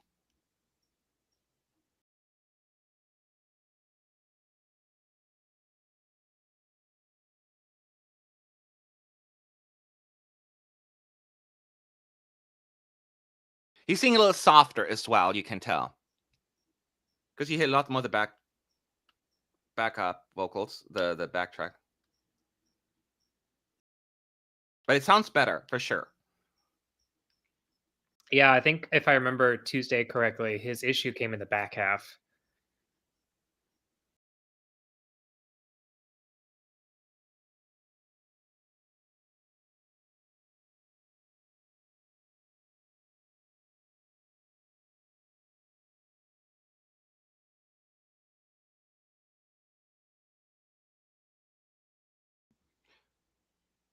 He's now at the second chorus. It's better. It's not 100%, but it's certainly way better.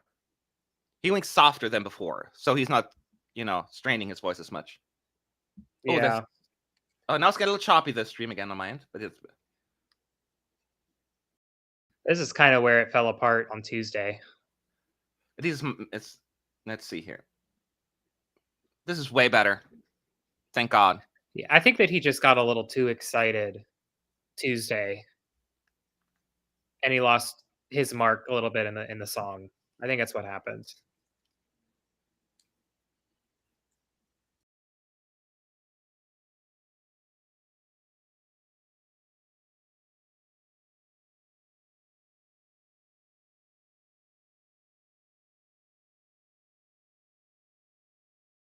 That's better. It's very much better. This note. Huh? That's much better vocally. Yeah. That was only that softer though. He doesn't. He's kind of holding back a little bit, which is good. It sounds way better. I think he was overambitious as well, maybe. Yeah. The only concern I ever have about the performance is that high note at the very end of the performance, and he did perfectly fine. So it's definitely a better performance. The only thing is that this performance doesn't matter. So he has to pull it out tonight for the jury show and tomorrow for yes, the live stream. That's where it matters. And if he can do that, then they're perfectly fine. Yeah. Now people are asking if he's going to do better in the jury or the televote. I'm not sure yet. Do you think this is more jury or televote friendly? With juries, I'm a little bit more concerned actually because the reality is his are not the best vocals, and they're not as impressed with visuals as much as oftentimes the televoters are. So I'm not sure where he lands with the juries.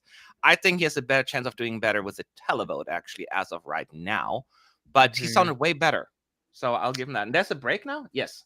Yes, Linda Woodruff is now on screen. We love Linda. I'm stuck on you like EB. I really don't know with the UK. It's one of the songs where I can't figure out and can't place it. But yeah, I do it's a wild card. I think it's probably going to have a higher televote output than potentially a jury, but I don't see that difference being tremendously different. I foresee it being like on a bad day, probably middle ground jury, middle ground televote. That's where I'm at now right now, actually, to be fair. Which again, for the UK after last year would be a good result. So like let's not let's not get that crossed. Yeah. We have a Dune reference. Finland had pretty mid vocals last year and came fourth. A better song for sure, but I think jurors will be fair to it. I think he came fifth. Not that I'm like nitpicky, but wasn't he fourth? I think he was fifth, right? Yeah, because Israel, Italy, Sweden. No, was he fourth? I don't even remember. No, I'm not saying for sure, but that was a really funny joke that you missed, Matt. Oh, what did I say?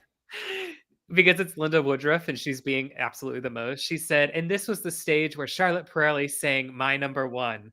And this is Oh. the toilet, or sorry, where Helena Paparizou sang My Number One. And this is the toilet where Charlotte Pirelli did My Number Two. And it's so stupid. That was actually a good joke. That was funny. This is Love the it. thing. Like, this is the level of, like, for Sweden hosting, the level of stupid that I want. Because this is just stupid humor. And I feel like this year, maybe they're just trying a little too hard to be like funny, ha ha ha. But like, this is Yeah, more Linda that is Woodruff. yes, that was mwah. Chef's kiss. This No, is he's a getting way Linda better Woodruff having joke a than little, some of Petra's jokes this clip here. week. Oh, they're going for all Now the executive she's supervisors a little bit here in a song. yeah, now she's doing Vogue from Madonna, but with the executive producers.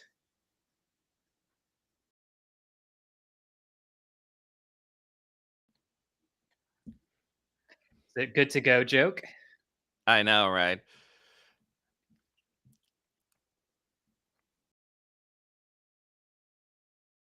Regardless of all the drama and negativity, Polly, the show has been amazing currently. We enjoy it, you know. It is that's what we need to remember. I know we always get distracted by everything that's been going on. Now we get distracted by where's the Netherlands. But yes, I concur with your statement for sure. Yeah, my only thing about the show right now, which again, we're also watching the first dress rehearsal, so this is going to happen. But right now, it is feeling really slow. Mm-hmm. Like it is every 4, maybe 5 songs. There's a break. So Yeah. we're currently on Norway in the running order. Norway being what song? We're halfway through 14. literally for the songs. We're at the halfway And point. we've been on for an hour and 18 minutes. Yeah. So there's been a lot of stops along the way. Yeah. So moving on to Norway. Once again, we're not going through all of the deets of the performance. You know what it looks like. And if anything stands out to us, we will let you know. Lots of pauses. And it's just we're getting more and more props everywhere. So everyone has to bring it on and bring it down. Especially, again, UK and Norway. Everyone has big props there. Yeah. Trying to see. Italy has neck after that. Well, they only have the thrones. Maybe it's a little easier. I don't know. Serbia has the rocks. After that, Finland has the big egg. You know, everyone has like so much going on. So it's just a year of props, I guess. Mm-hmm. Will they finish the show in time for tonight? Well, here's the thing: they have to, because the show's at 9. When do they let people into the arena? Because tonight's show will be has an audience an hour before, or what's usually it's usually about an hour 15 before, I think, if I remember correctly. Yeah. Okay, that's what I'm thinking. Yeah, the floor crowd will be the first people that'll get there. They'll probably start queuing about 2.5 hours before the show, and then the seated tickets, they're just going to come when they come. Yes. Let me listen to this real quick. God, I love Norway.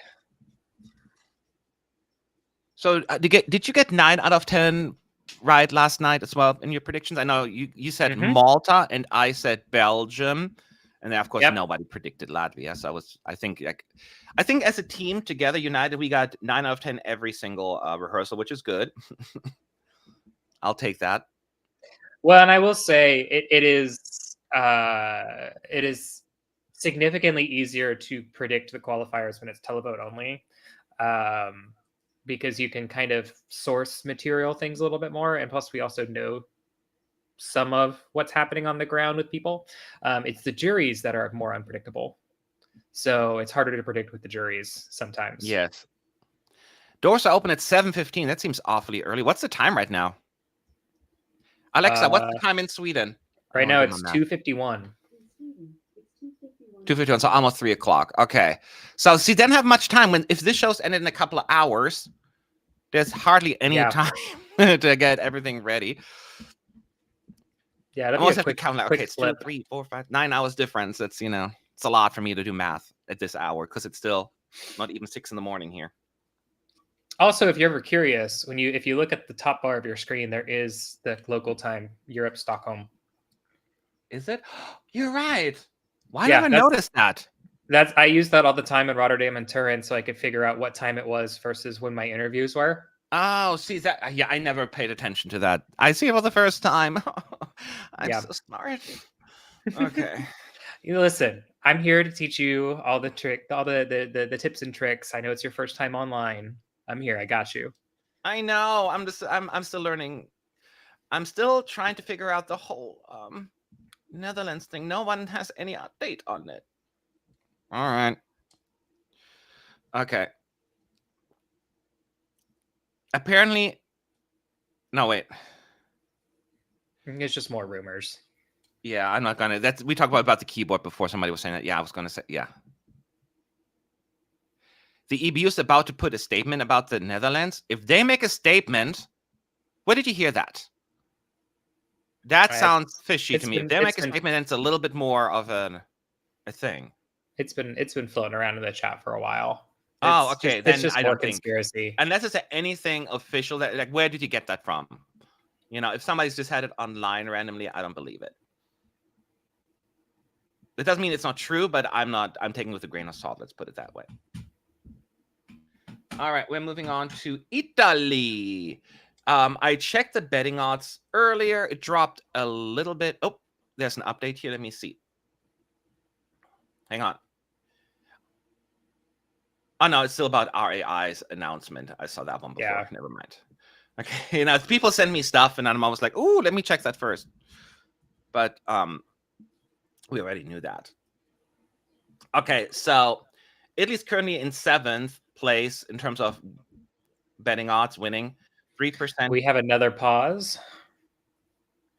Italy is not ready yet. They got it. That's a lot today, but again, it's the first dress rehearsal. Ireland is going up a little bit now in 5th place again, and France finds itself now in 4th place, which I said, like, don't sleep on France. So it's Croatia, Israel, Switzerland, France, Ireland, and then Ukraine keeps dropping, unfortunately.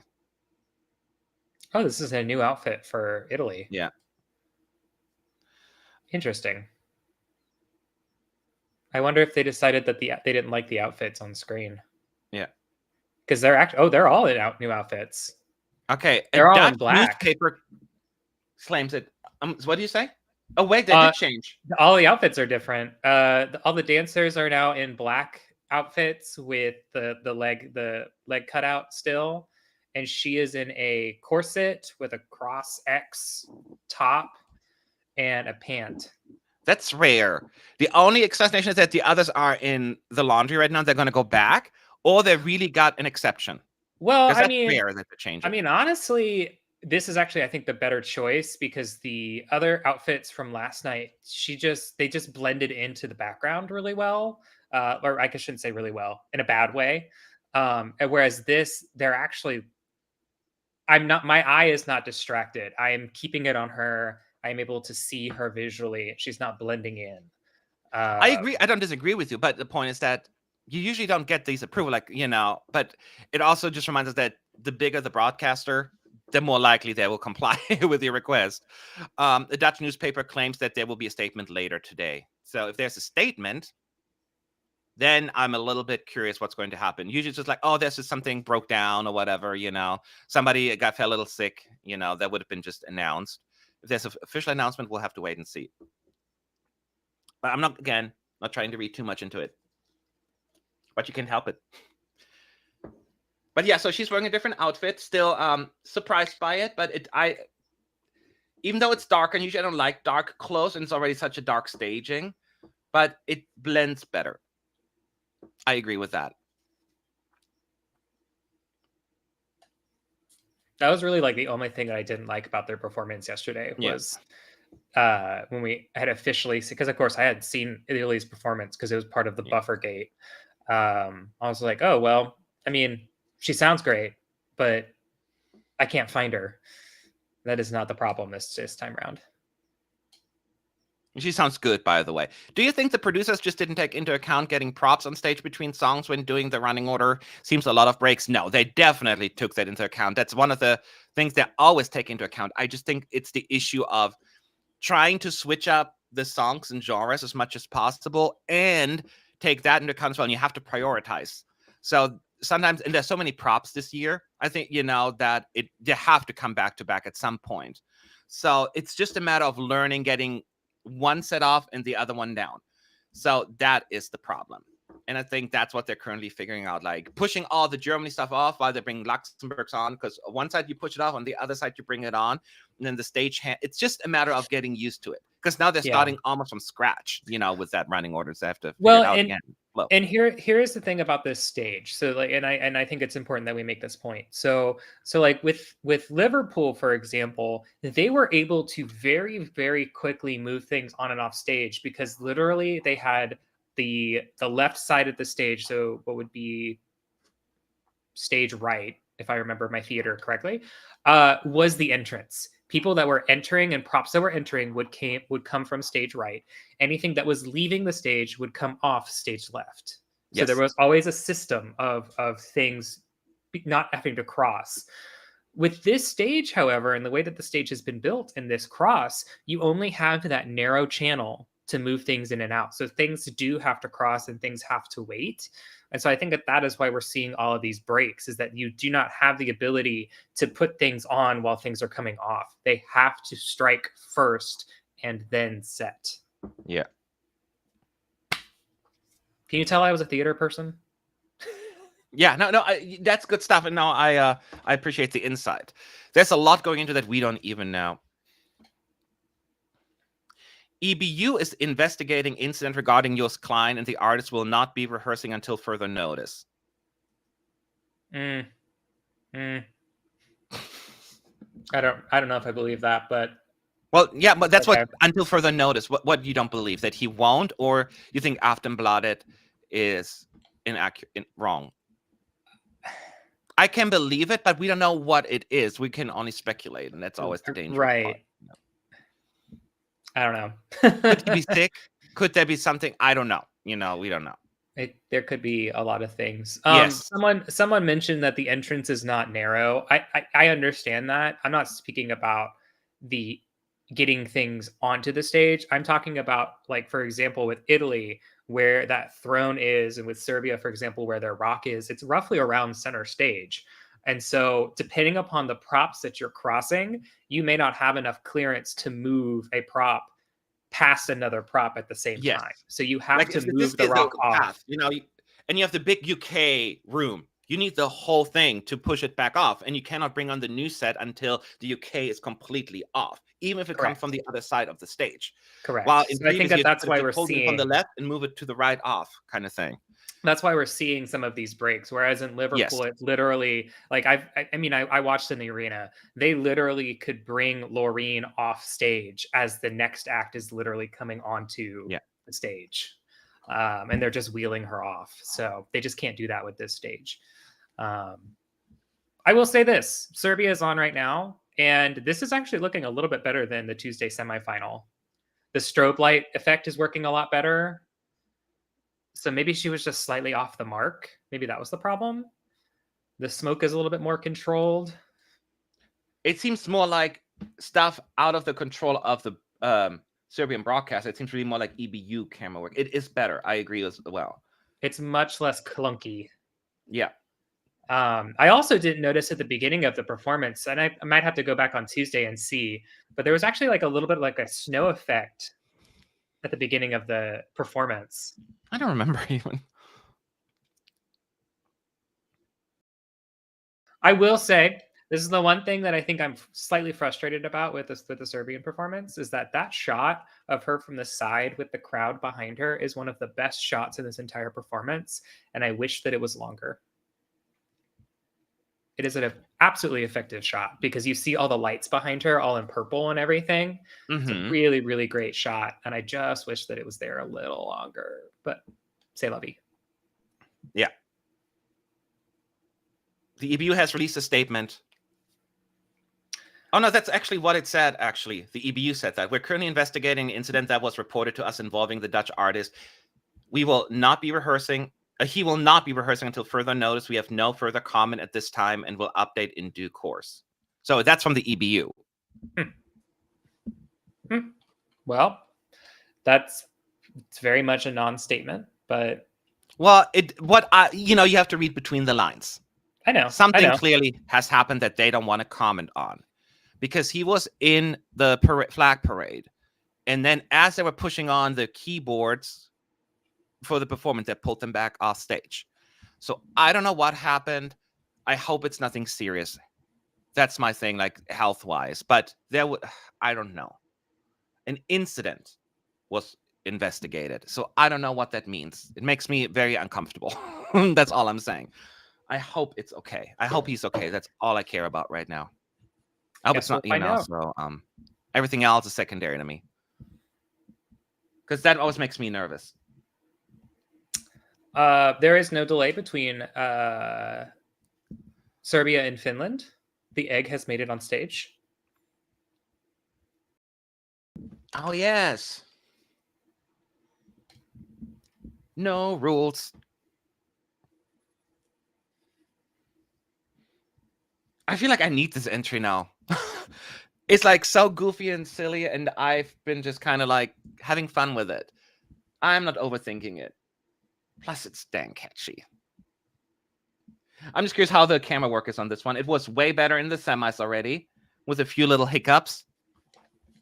The Eurovision Thong contest. So let's see how much thong we're gonna get this time. I think he's in his original one.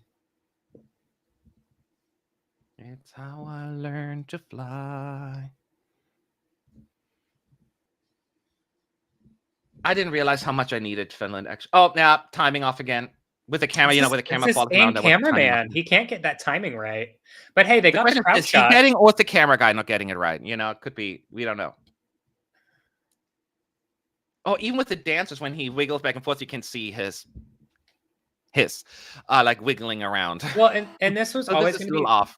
It was always going to be the problem with the Finnish performance, was that it is so technical down to a T that you have to hit every single mark at the exact right time.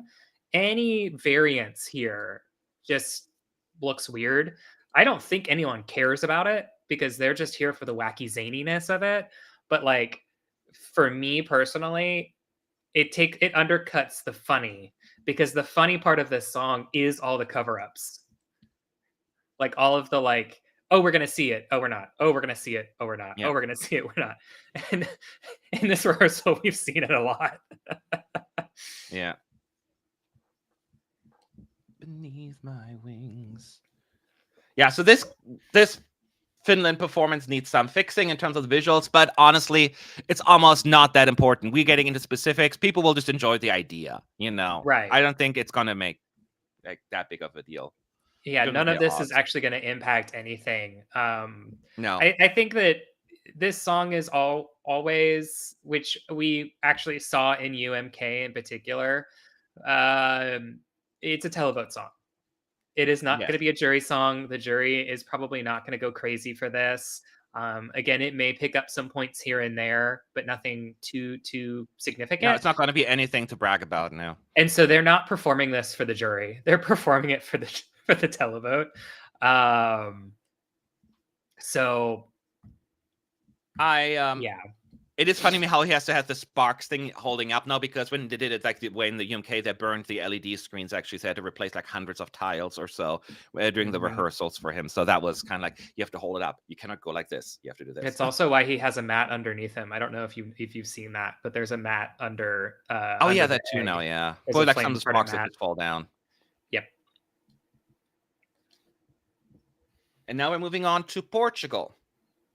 Hey, I love that song. That was so underappreciated, but it was also just, back then with juries, you never know. I think with televote, they would have done way better, Portugal in 1982, but, no, that was 42 years ago, so I should stop living in the past. I wasn't even around. Okay, so we are moving on to Portugal.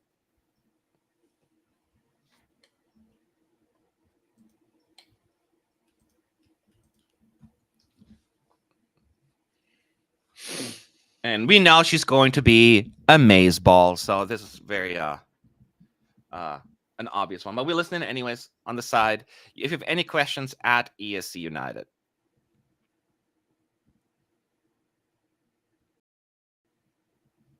And as I pointed out, just like a lot of other Yolanda, she's not wearing stage makeup right now, but that is totally fine because that also is a lot to have on your skin all the time. Mm-hmm. So no one's in there except for the press, so nothing to worry about. I'm still hoping on to my delusional prediction of Portugal as the jury winner.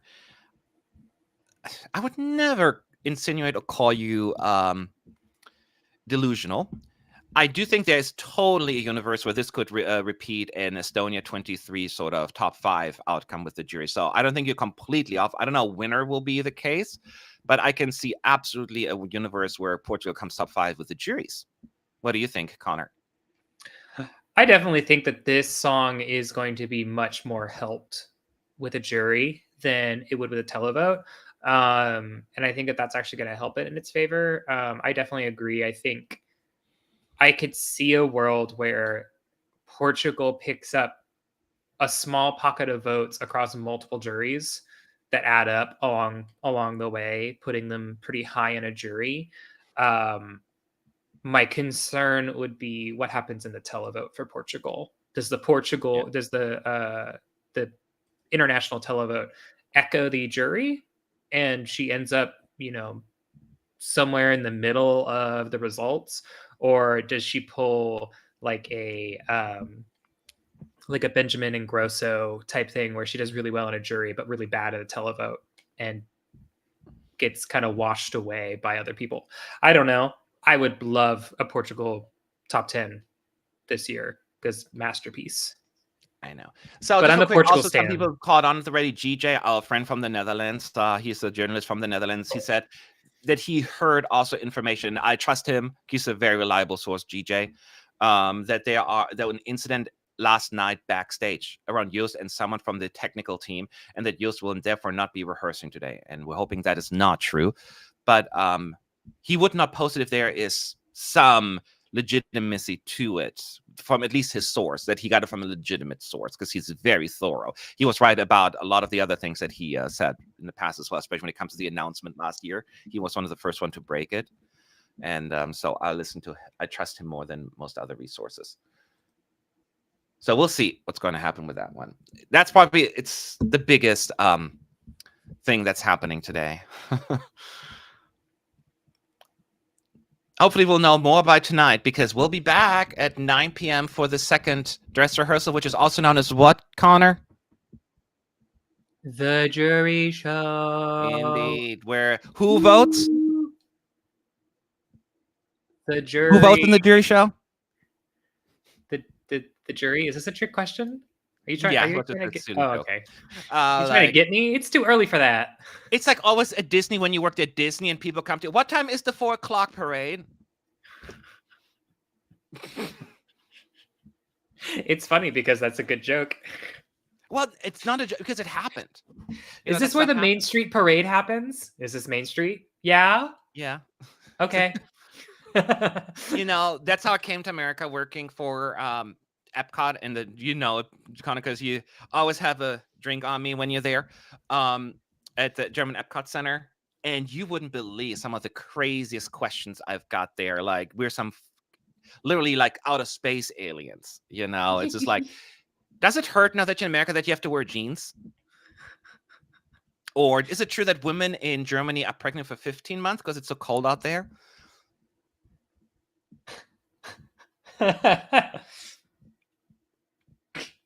So we leave it at that. Well, hey, at least you weren't guest relations. It could have been worse. I know, my friend you was. You could have been like, the Matterhorn broke down and you've ruined my entire life experience. My friend, I'm not making this up. I swear. It's too crazy. Back then, you could still get like permanent fast passes from guest relations. And then one family walked up. I want one of those permanent fast passes for my daughter. I'm like, we cannot give you one. You have to, because when she is in line, she gets really nervous and starts masturbating in front of everyone. And my friend was like, I don't know how to respond to it. Here's your permanent fast pass. It's so awkward, you know? So they come up with the craziest stuff. I swear I'm not making this up. Wow. Well, on that note, I'm going to go ahead and move us back over to Armenia. No, let's stick down. You're right. We're on Armenia now. So one of the things I wanted to notice or notate here, I was talking about Armenia with my friend last night, and I think the thing that hurts Armenia slightly here is that I think she has too many planned interactions with the band. And I think that it's like in particular last night, like there was a moment where she accidentally crossed the trumpet player, and they like had to do like a quick little switch over because they were in the wrong spot. And I think that they should have just let her do her thing and let the band do their thing. I think that you would have had a perfect staging that way. She's doing a lot better in this rehearsal, I will say, than what I noticed yesterday. Thank you, by the way, Matthew, for the super chat. Here's my money just for this. I don't know what this is, but thank you. Thank you.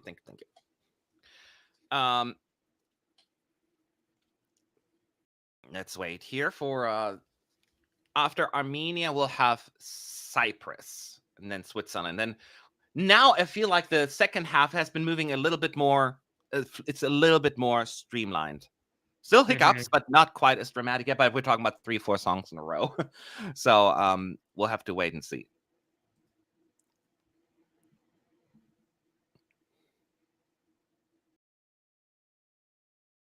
What?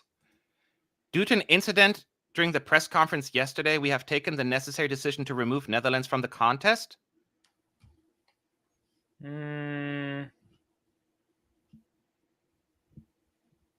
Avroto said that? What? Wait. If that's accurate, I hope you're wrong. How they can't just say an incident. We'll find. All right, let's hold on here. Avrotos, by the way, is the Dutch broadcaster. That can't be true. I don't believe that. I don't believe it. I didn't see anything on there here yet. So no.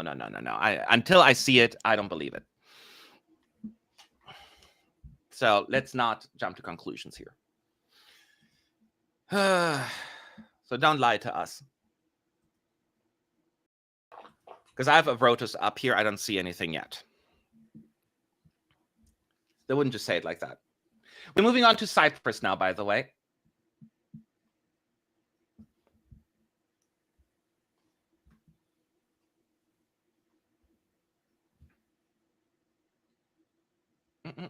Sorry, I'm just looking something else up here. Okay. Celia's hair is flying in this performance. What was that? I said Celia's hair is flying. She's got this hair flip down. I will say I do really I missed all of Cyprus until the live show. So I never got to comment on it. The crossover shot where they all kind of flip around. I actually really love that shot. It's very marching band.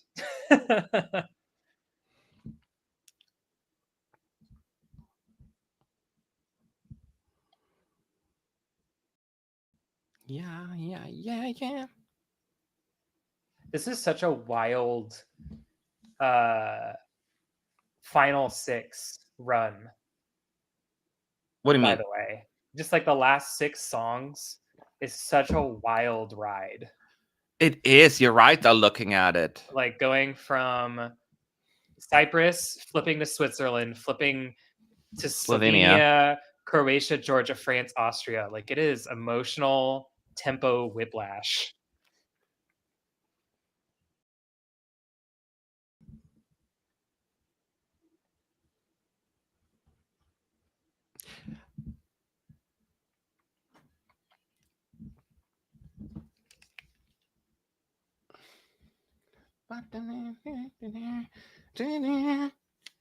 Oh man.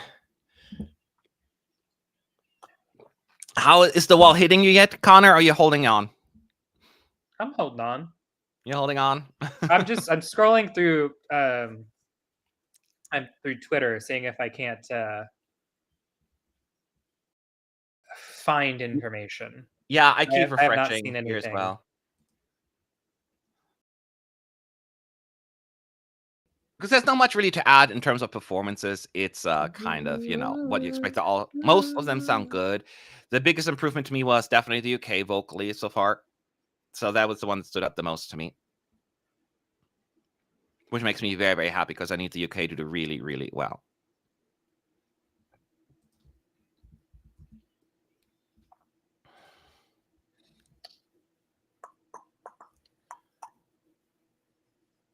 Da, da, da, da. What? SBS SBS tweeted about Cyprus, and it says the person that this song is about right now. I don't get it. So, because of the song being about liar, about being about a person and a boy in particular, that Yeah. take a look at yourself, blah blah blah. So they tweeted that's the reaction of the person that they wrote the song about. Right now, being like, Oh, gotcha. They're kind of being Taylor Swifted right now, huh? exactly. There you go. Gotcha. So How we're now having funny. Switzerland taking the stage any minute now, or any second, because the postcard's over.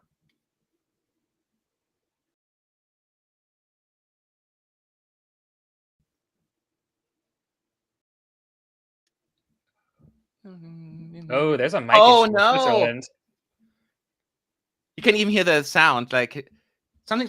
He couldn't get his microphone. He's issues with his microphone, like thing. So he was just Well, like, yeah, playing it for 10 seconds. his in-ear fell out and Oh, that's what it was. I couldn't stuck tell. in the Okay.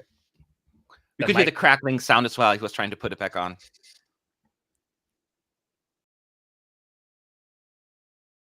Yeah, I'm sure that they'll probably have a second run.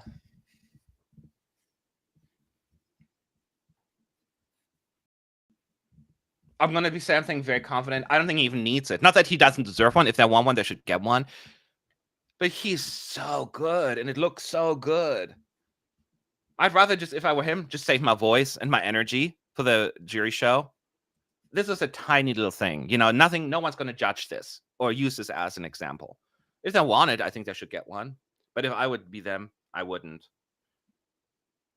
I will never not forgive. I will never understand, like in 2018 when the UK was offered a second rehearsal for Suri and they didn't do it because they went up in the betting odds so much. Mm-hmm. That was unfortunate. Also, thank you. I have finally learned about Bambie. So now got to learn about Nemo as well. I'm trying.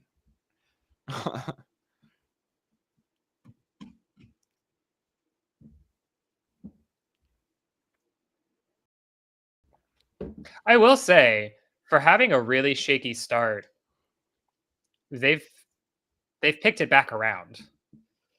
So Yeah, it's Nemo. Nemo knows. I think that's Nemo's the thing I wanted to just kind of point out is that, like, that is the sign of a really, really good professional performer that can take that nerve and that adrenaline from something going wrong and actually channel that into a positive outlet, which in this case Nemo is now using as like vocal adrenaline to really oomph the performance just a little bit.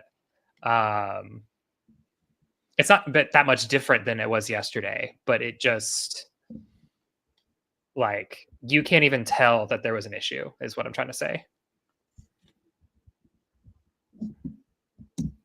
It's not like, what was it? Finland, Emma from Finland, where everything went wrong and suddenly her whole entire performance just like crumbled around her in the national final in particular.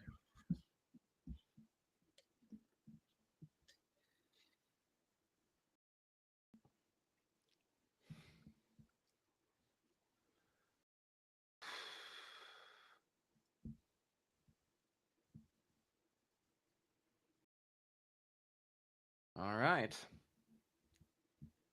Nice recovery there for sure. Mm-hmm.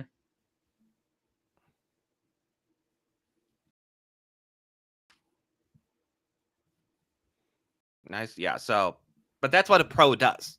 Stuff like this happens all the time. You know, if you're that's where experience and like professionalism comes into play.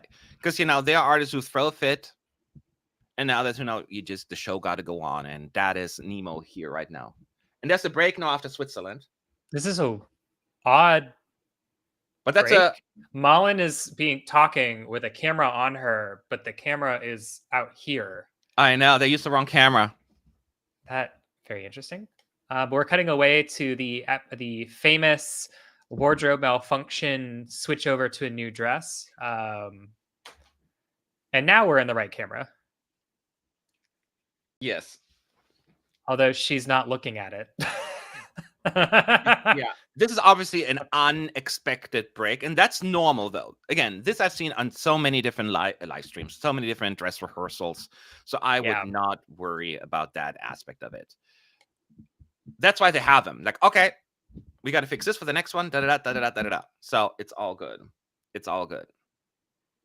We have 5 songs to go: Slovenia, Croatia, Georgia, France, and Austria closing the show. I'm so she just went up to a random press member and been like something, and this is like my mother. I didn't know that I was marrying into like Eurovision royalty. Say one more time. I'm sorry. I was not able, because I was listening to you and I was trying to listen to her, but she was in the stands, and I guess part of that like stall is she went up to a random press member and said that this is my mom, so I assume is going to be her mom or mother-in-law, and was like blah blah blah blah. I didn't know when I married when I got married, I'd be married into Eurovision royalty, because they've staged or choreographed all these numbers, and it shows a bunch of UK songs like Bucks Fizz, for example. Is interesting. It is interesting, yeah.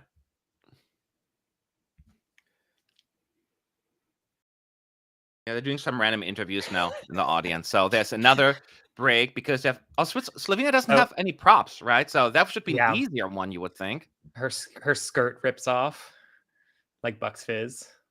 So maybe this isn't a press member. Maybe this is actually an EBU team member. Who knows? Who knows? It's a very odd ad break, but YOLO, I guess. Yeah. So there's still lots of like delays here right now. Then they're playing some music while we see Malin walking inside the away from the audience. Her crew following her. It's just a little awkward pauses. But once again, this is kind of, you know, expected. Somebody said there is a statement from the EBU in regard to the RAI voting. If somebody can share that, that would be great.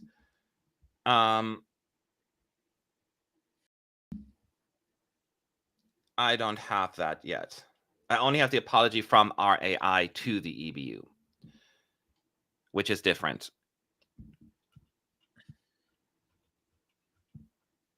Now Petra is talking.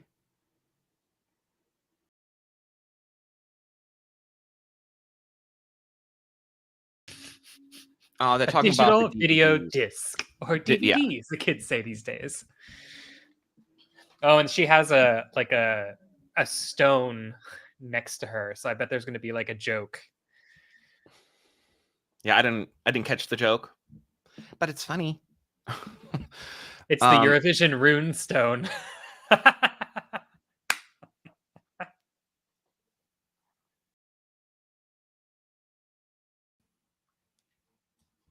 This is the Albanian song. Okay, that joke was funny. I'll give it. Yeah. So we're just listening as well, so that's why we may be quiet for like a few seconds here.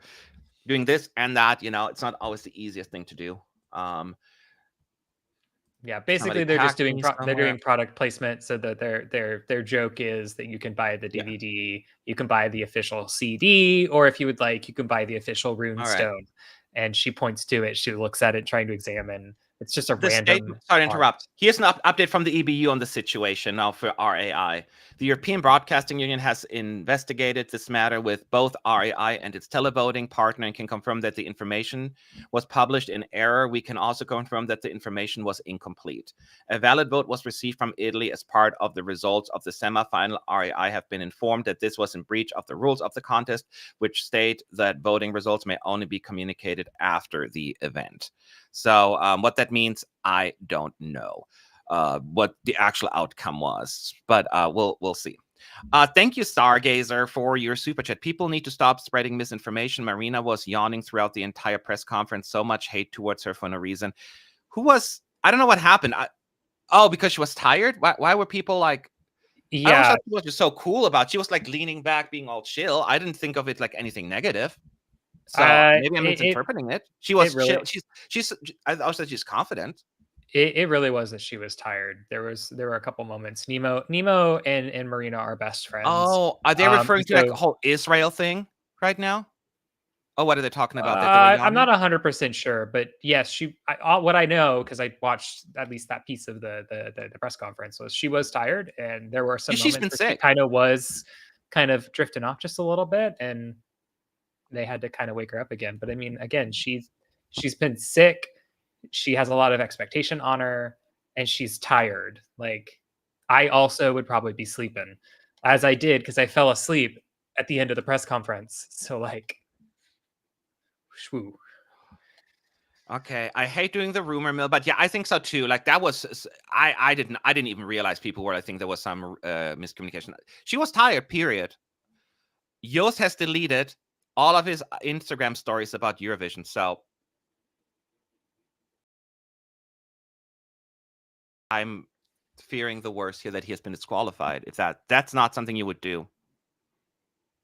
Something must have happened that is really, really bad.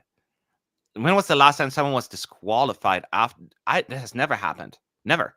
In terms of...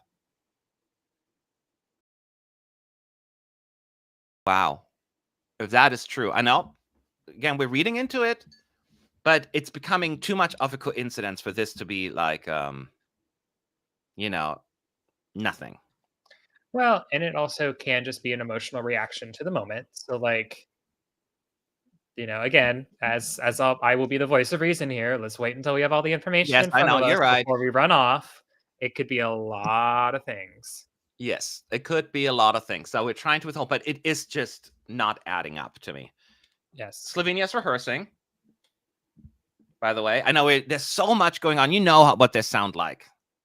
Is it just me, or is she more covered for the final?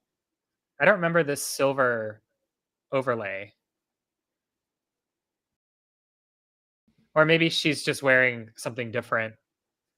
Well, no, because she's got it on her chest too. Oh, bad shots. Bad shots. It's just black.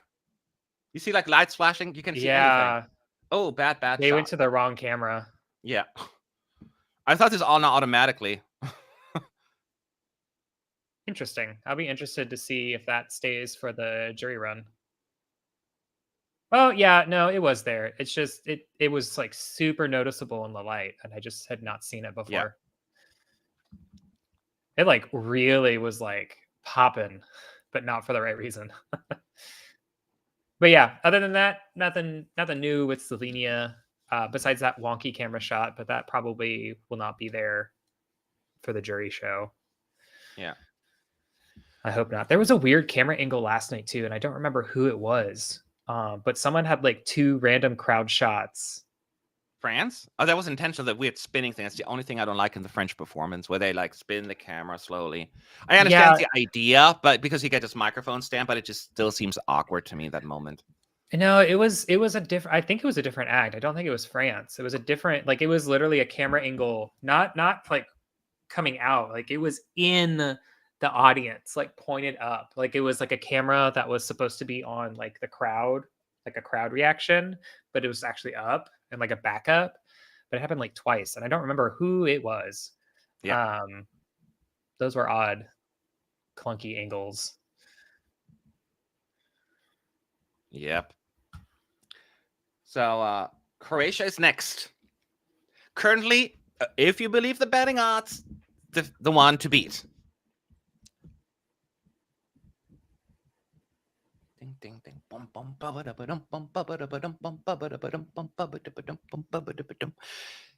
That gives me energy because I'm out of coffee.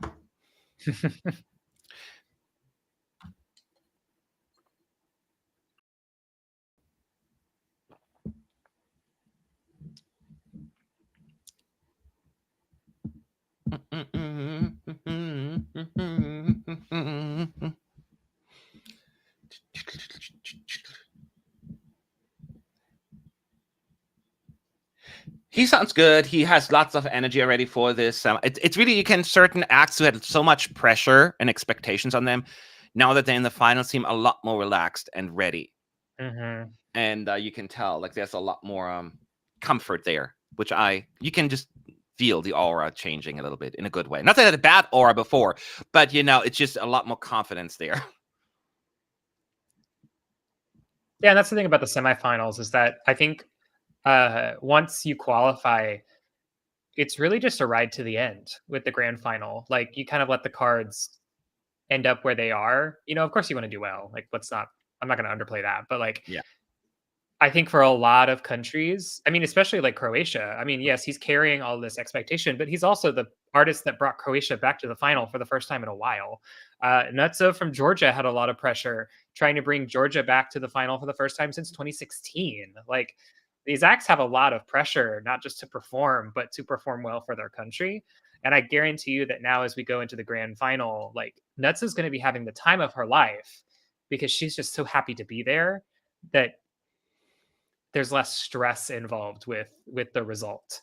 Now it's just about having the best performance possible. It's not about trying to get to the end. Croatia always was this way, though. Croatia was always just, party.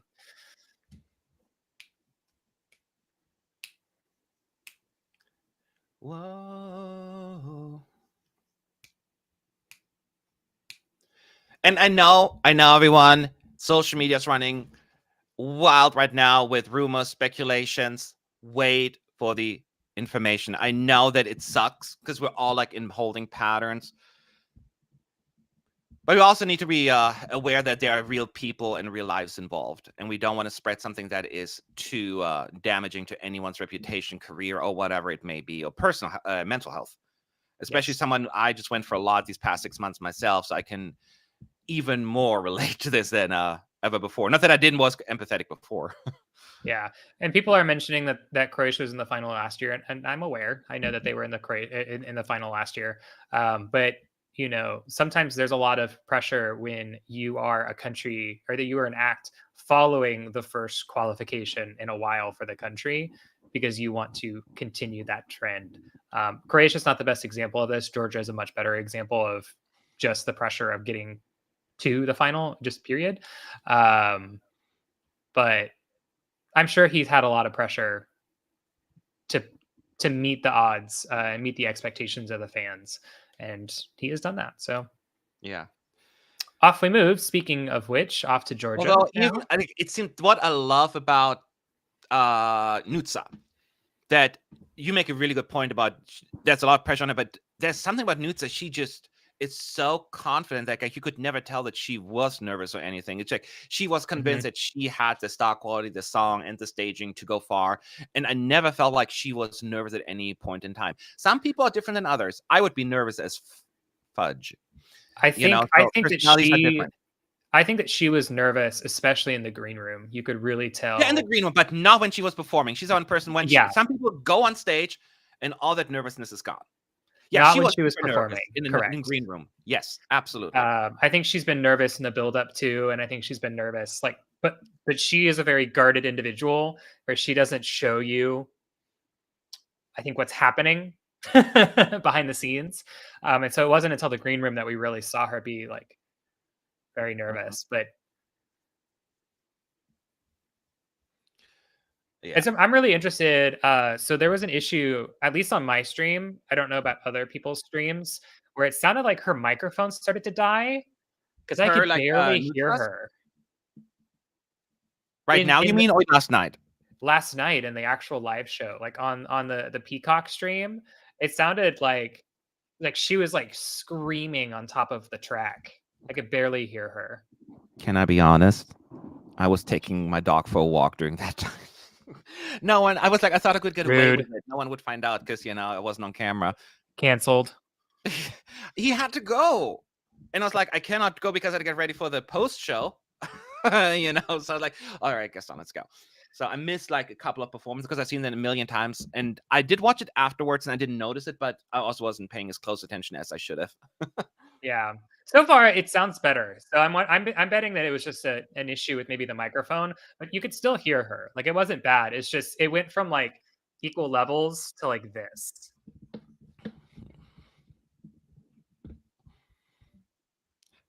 Ooh, she got a whoa.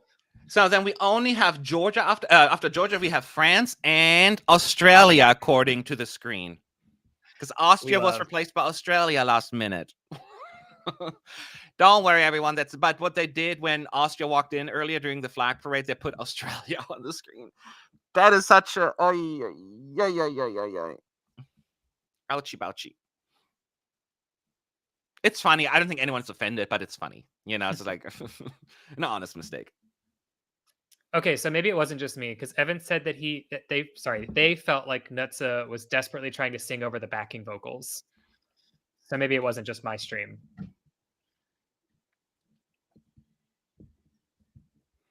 But even here, it's much more balanced. So maybe there's something happened that wasn't bad enough for a redo. Yeah.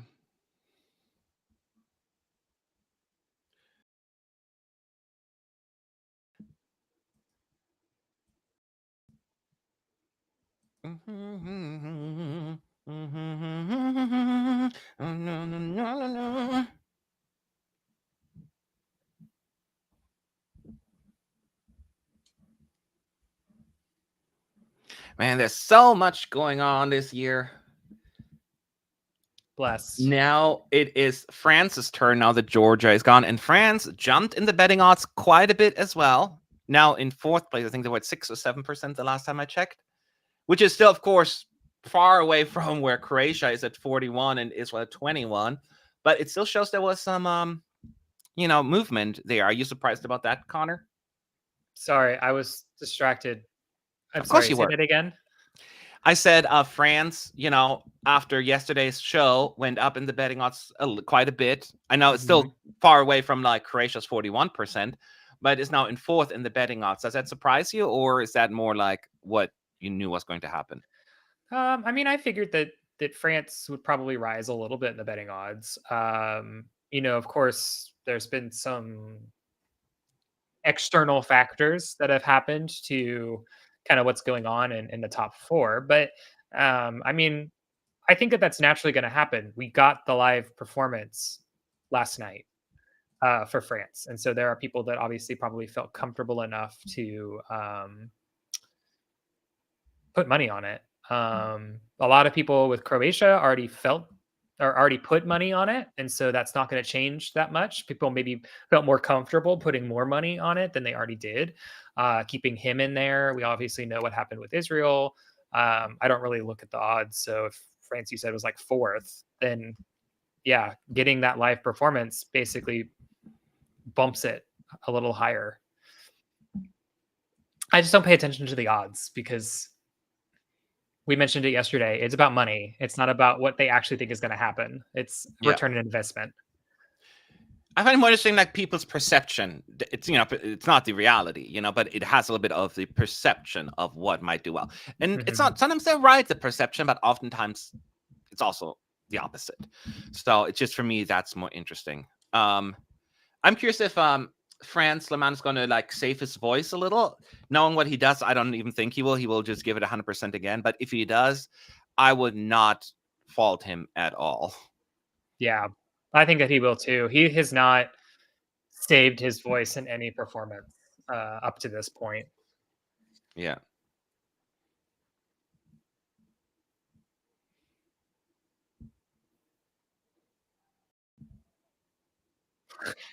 Slimane never saves his voice. I like that, Bruno.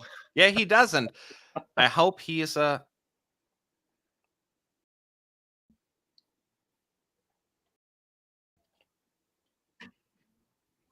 I still don't like that shot. Spinning camera. It's so slow. And it's not as impactful. I mean, it's not a Yeah. deal breaker. I just don't like that shot.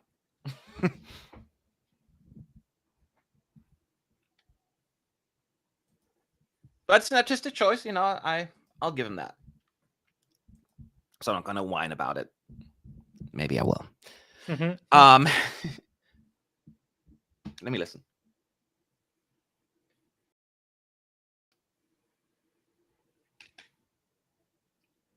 He's doing the a cappella part right now.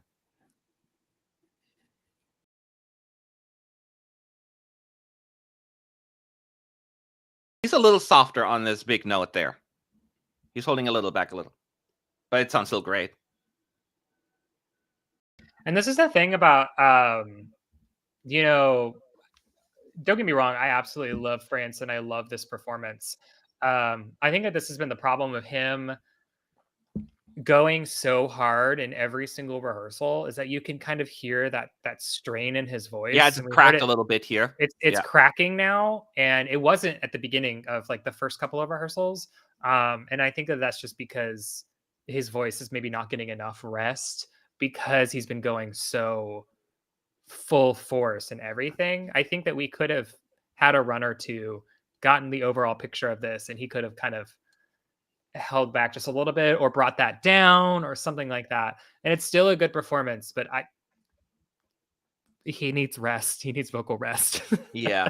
Because he's gonna have a really hard time in the final tomorrow if he did sing it well, but you could 100%. tell. I mean, he was a little cracking and like, but it's strained. But I think that's because he didn't push as hard either, so he had less control over his voice there as well. So I wouldn't worry about it too much yet. But I agree. Hopefully, he's just resting and not talking at all, drinking a lot of tea or whatever you need to do to get your voice. So I would not worry about it. We just got a random shot of the stage as they set up Austria. It was very interesting. Australia. I'm letting go of that joke. I'm letting go of that joke. My favorite winner from Australia, Conchita Wurst. Well, they only have two winners. You get Udo Jürgens or Conchita Wurst. True. Very true.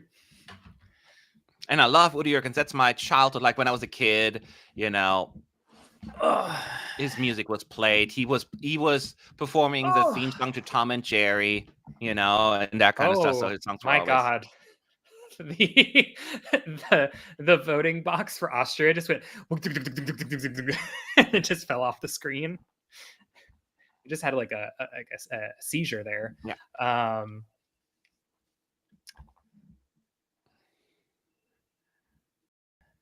So we're going to pay attention. People are asking, pay attention to her voice.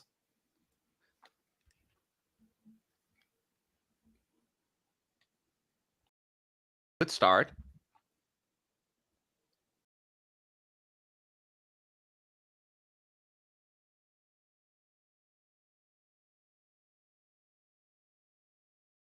She sounds good so far. She actually sounds much better than last night right here. Better? Yeah, I think so too. It's less shaky. This sounds really good so far. She said the first chorus. Feel the pain. She's also in tune. But she was what? Not. I'm sorry? She's in tune. She's not this always sounds better than last night. Another one that probably relaxed now that she's in the finals. Yeah. A bunch of people I'm watching the chat are noticing that we ignored Croatia. It's because there was nothing to talk about. It was exactly the same as the performance on Tuesday night. So we didn't ignore it. It just, there's not anything to say. I did mention, though, that he's also much more relaxed. I talked about it. Like, he's way more cool and calm. And that's how we got into the conversation about how, you know, about Georgia as well. So that's kind of what happened. So if she keeps up like this, like for the show tomorrow and tonight, I think Austria can be really excited. Of course, this one doesn't count, unfortunately. It's going to be a fantastic closer. Yeah.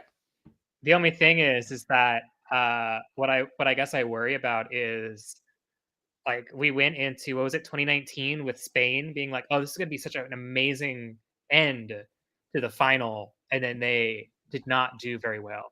I will say that Spain and Austria are two very different songs, but just like the vibe that they gave, like that party vibe, I'm going to be really interested to see how being the 26th song may help her or hurt her in the overall result.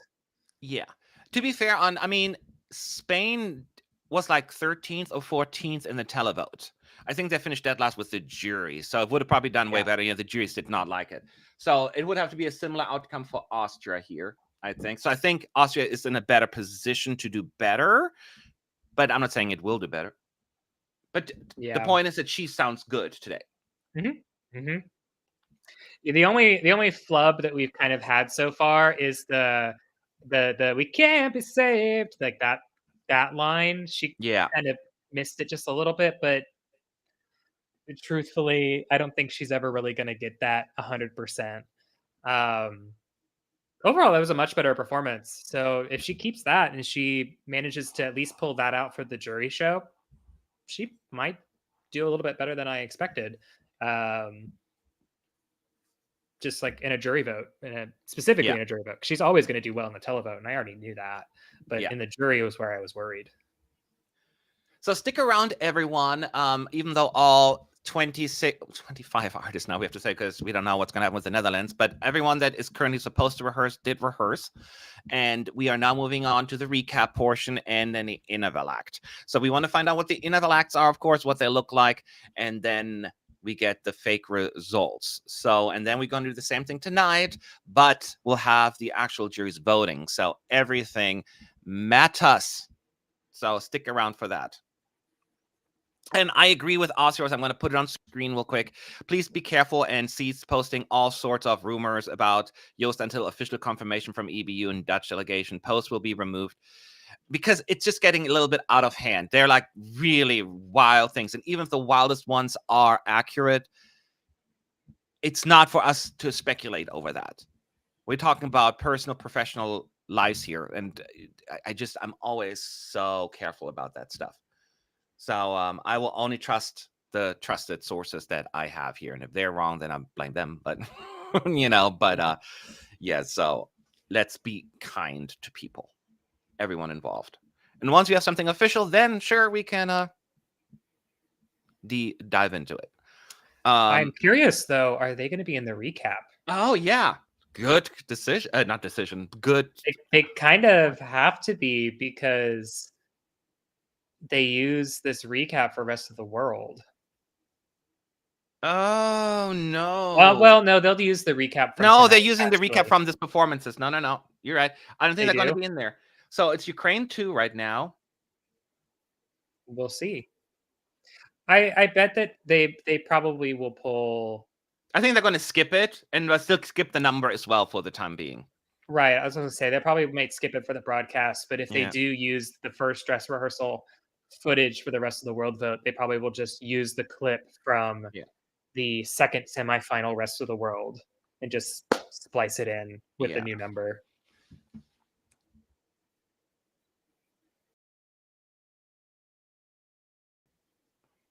Someone mentioned that they did use jury show, so no, they have the Netherlands in the recap. They are in there. So this is the second semifinal clip. Yep, they are using currently Netherlands is in the recap. So just confirms that there's still stuff to happen. So we'll see. It's at least good news that they're in the recap. Yep.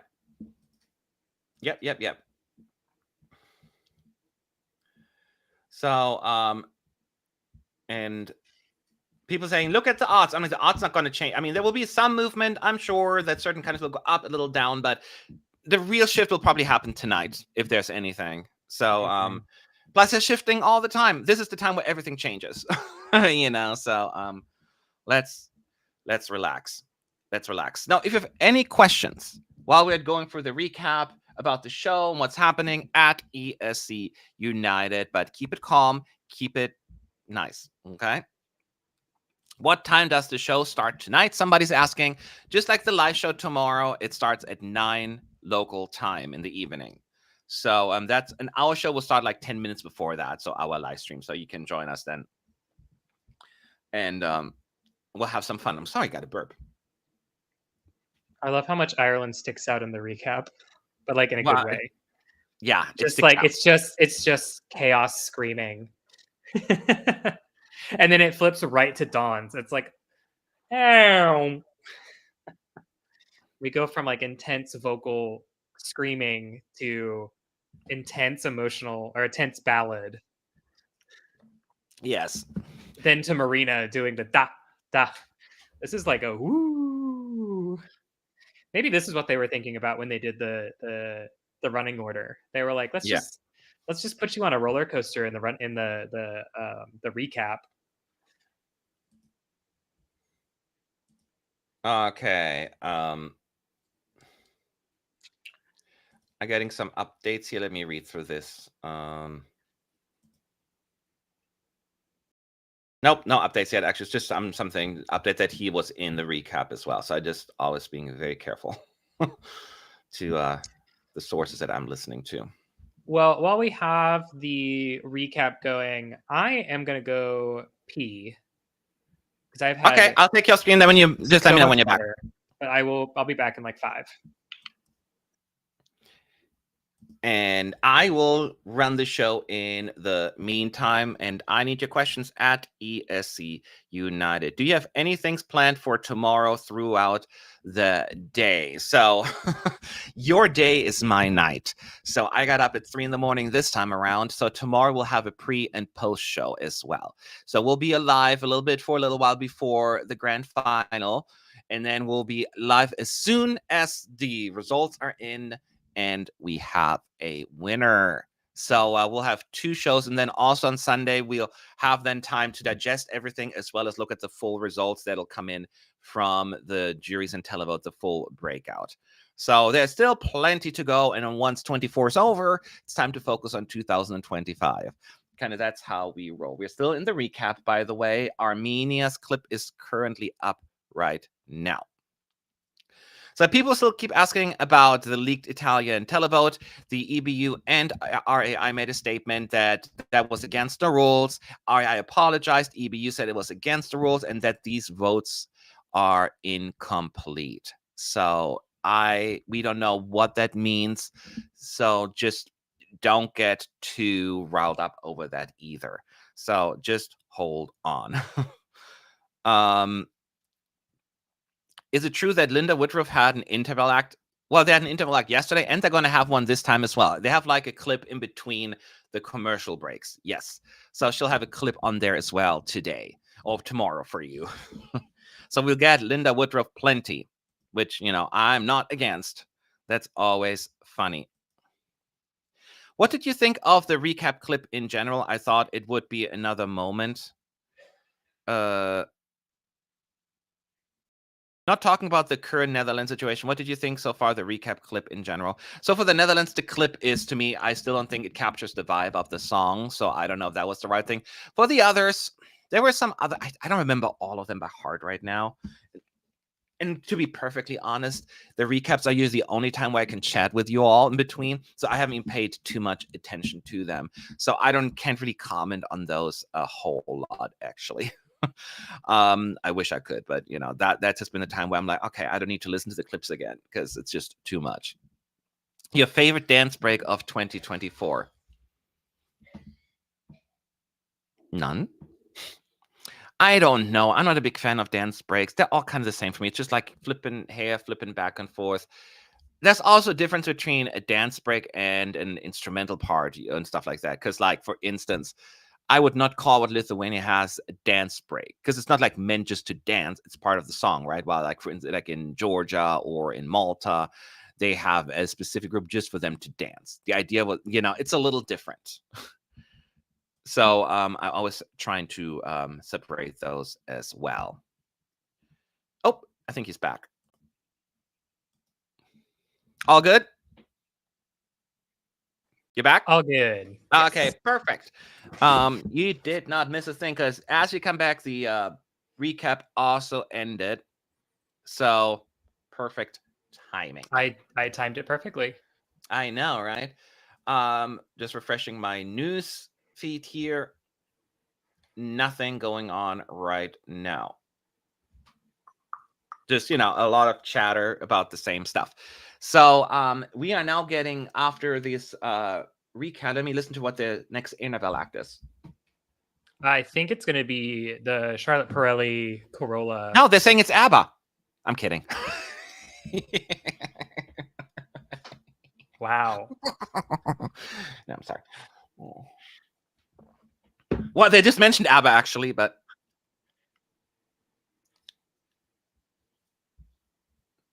Oh, they have Alcazar. Bless. No. It's Alcazar. They're finally get to go to Eurovision. Y'all, Alcazar gets to go to Eurovision. Eurovision peaked in my book. I'm so happy. I'm so happy. There's just a shot of Petra looking very confused. I know, like, was this really supposed to happen?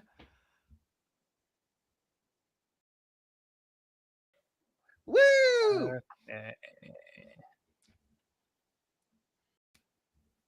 Sorry, I just love Alcazar, so I'm just very happy.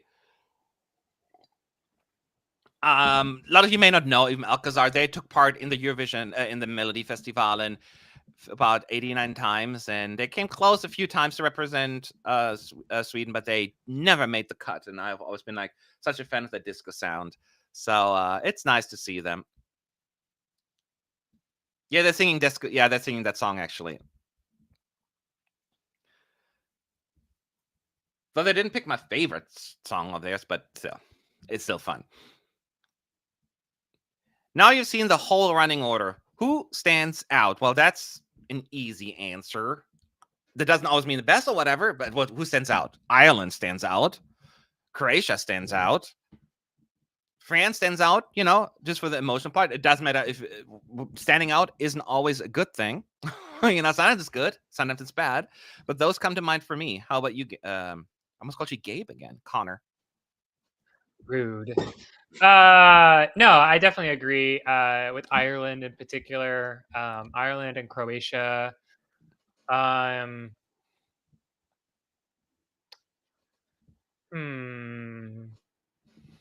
I suppose Norway and Italy, just being like kind of dead center in this running order.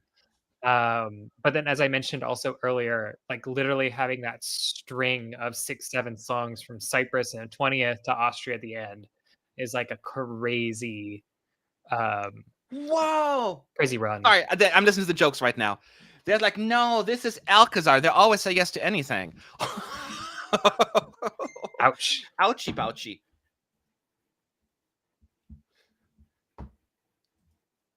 And they're like, we're so sorry. You're not ABBA. Shush, off you go. That's funny. Oh, my phone keeps dinging. Let me mute it real quick. That was funny. I'm excited about that. Is it me, or is the audio in the live quite bad? At least in the BBC, sometimes you can hear more audience than the voice of the artists. Anyone else noticed? I only have the online one from the press center, so I cannot speak to that, but it sounded fine to me. Some acts had like too much of a mixing issue, some mixing between backup track and vocals. I think you mentioned Georgia before, but in the overall picture, I didn't have that many vocal issues on my end.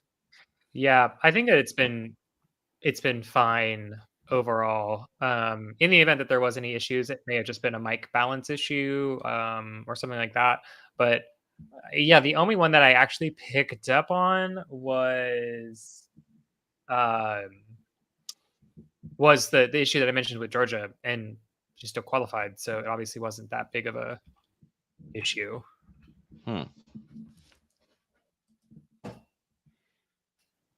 Okay, now there's again somebody talking, but the screen is completely black on my end. For you too? Yep. They're interviewing someone. Who are they interviewing? I have no idea. Are they talking? I think they're talking to ABBA right now. Is that they're talking to ABBA? But it's all blacked out. Oh, yeah, they must be playing a video. They just forgot to switch to the screen. Yeah. So we cannot see anything right now. It's all black, black, black. But we hear an interview with ABBA, I think. And they're talking some little mishaps with them.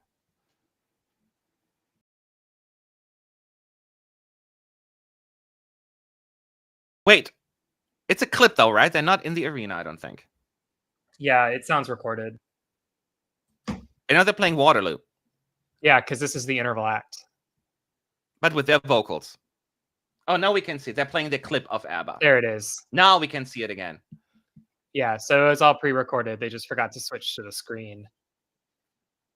Some really bad camera shots. You see the stage people on the side just standing there looking like, why are you on me? Like, I'm just here to pay my bills.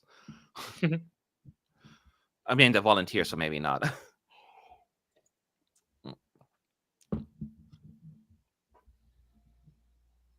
Waterloo.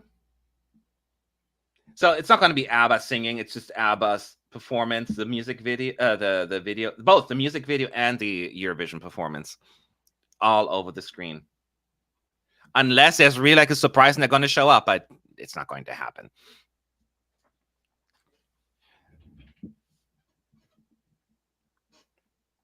Ooh, ooh, ooh, ooh. Do you know what ABBA is the same spelled backwards? What? I did not know that. Oh, and then Carola starts singing the second verse. And then both Charlotte Pirelli is singing as well.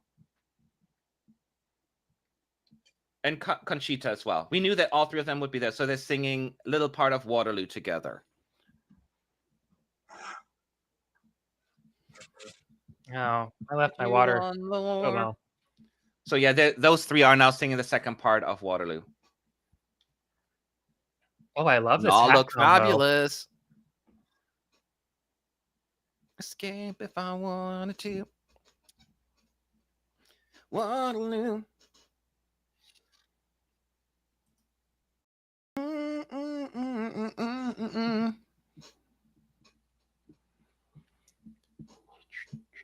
Remember, people, rest of the world, you can start voting tonight. Well, depending on where you live, of course, you know, but might tonight. So make sure that you vote before the show tomorrow if you want to have a say. Because then could there be something they're hiding from the live broadcast? Could be. And the only thing I can think of that they may be showing up, ABBA, for an interview, but not singing. That's like the best case scenario I can envision for this. Mm-hmm. What do you think, Connor? Yeah, well, part of it I think is technical. It's very interesting because they keep cutting away. So like there's like part of the performance of Waterloo on the LED screen, and then they cut away to the front of the stage, and then there's nothing, and like they keep flipping back and forth. I'm wondering if the screen is not working 100%, or if something tech-wise is not synced up. I think that was deliberate because at the very end, there wasn't one of the guys said from ABBA, I don't know which one. Thank you, Malmo. Have a good night and enjoy yourself. Whatever. It was black again. So yeah. I think it's actually deliberate. Yeah, they might just be holding on to it. Yeah, and now we're getting the recap again. Or maybe it's not ABBA at all. Maybe it's the avatars. I'm just kidding.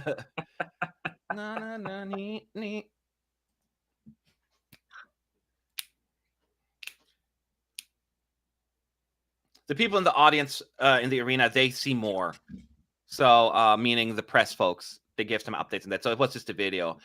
It could have been it was a technical glitch, but that's what they showed, I guess, inside the arena at least.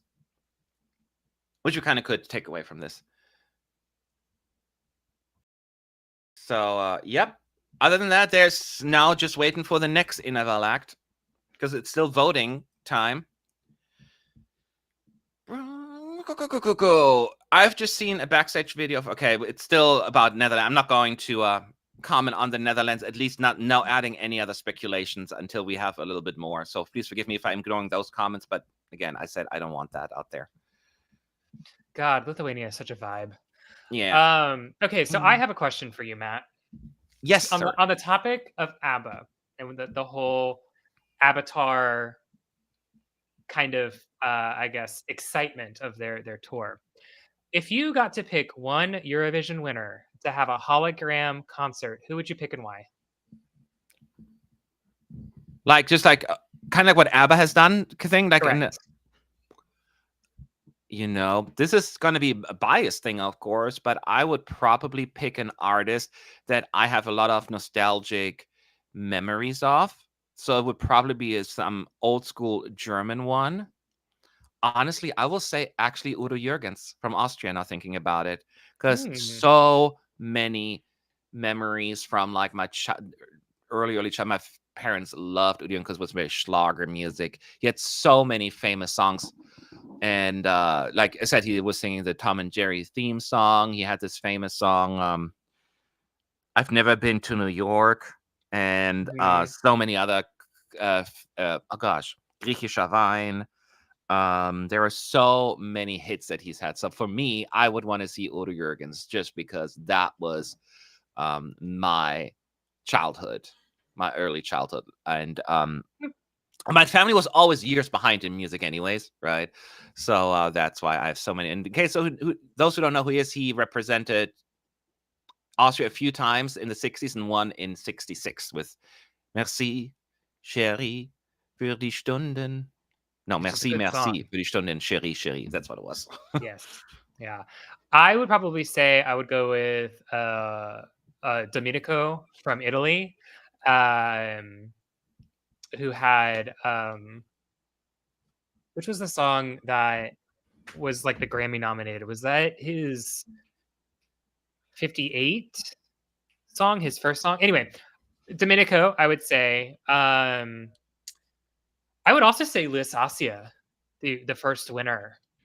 I think that it would be really great to pull archival footage of her and make that concert because I think a lot of Eurovision fans would love that. But Yeah. I was just looking for something to fill time because we're at a point where we're in a holding pattern. No, these are good questions. So yeah, no, that's a Yes, good question. thank But you. I'm also just my dog 1958. just entered the room, so I was also slightly distracted by that. Let's make sure he's okay. He's drinking right now, Not the so it's all fire. good. Not the fire. I was like, "Come over, I want to show you," but he's camera shy right now, so I'm like, "All right, I'm not going to force him to show him." So we're now still on the recap with France, as I said, a little bit in a holding pattern. This is a chance to ask some questions at ESC United. We'll find out in a little bit what else is going to be in terms of interval acts, but we should get to the fake jury voting sooner than later. It's going to be a shortened one, most likely because they don't have the actual spokespeople yet, so just like the first 2 or 3 as a test run by one person, and then they jump to the last one. Oh, hold on. We just went to Junior Eurovision. Armenia. Spain. I didn't watch it, so I don't know any of the songs. Are they know going to France won. do? Are they about to do a France interval? Like there was no conversation about this. It just flipped randomly from the voting recap to junior, and now we're doing a recap of all the junior performances. Wow, France's screen is busy in the junior with all these kids dancing. Yep, it was a lot. That's a lot. That's a lot happening there. Jeez. So yes, I know that who's hosting now? I know France said we're good. It'll go to Spain. Spain, okay. So, what is your opinion? Someone A beautiful tribute to music and child labor. Is that what they said? That is exactly what Petra just said. That's my kind of humor. That's child labor. I don't think that was actually on the prompter or the thing because she seemed very hesitant when she said that. But I think that's funny. But wow. Your opinion on Nocturne Secret Garden, Norway 1995, Connor. One of the best performances in winners that we've had. And I think that it is still one of the most iconic winners because it is one of the songs that has the least number of lyrics in it. And probably is the reason that we had a real change that you like the lyrical content had to be a certain percentage of the entry. Well, it's not an actual like rule, but that like you couldn't just have like 11 words in a song and then call it good. Like you have to have lyrical substance. Because I know that some people, if I remember correctly, were not super happy with its winning because of the fact that it was mainly an instrumental performance. But then the live performance in orchestra came out anyway, so it didn't really matter. I'm looking at the notes right now. No updates, nothing. So right now we have Petra in the green room talking about the postcards. Like get more like a personal view of the artist and the country, that kind of stuff. Hang on one second. I gotta jump over here somewhere. Give me talk for a second, Connor.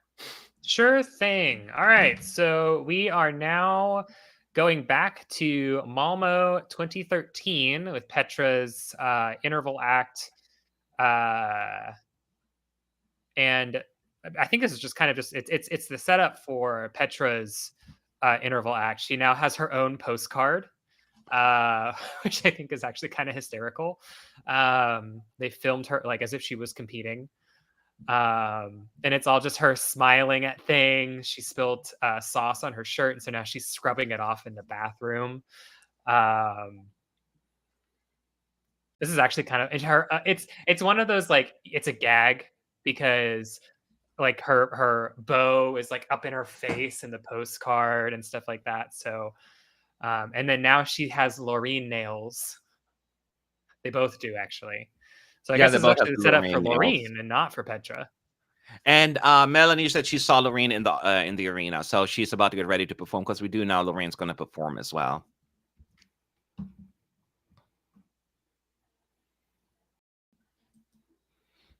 Do the hosts write their own mods bits all by themselves, or do they get help from some professional authors? They have professionals writing. I know that the head writer is Edward Asilin. I think that's how you pronounce his name. Who has done 2013 and 16 as well, I believe. So he writes most of the jokes and probably with his team. They don't.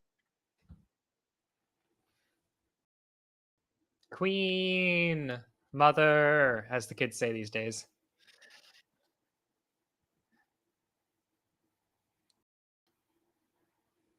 So I'm wondering what she's gonna do.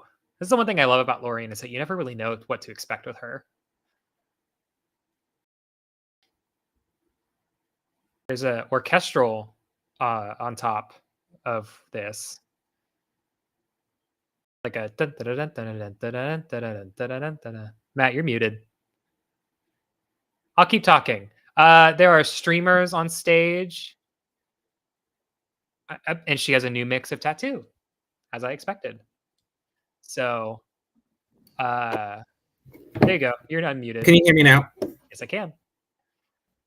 She's got a chair that she's on that she's like leaning back onto, and the streamers are just kind of blowing, and the LED is swirling around her, basically.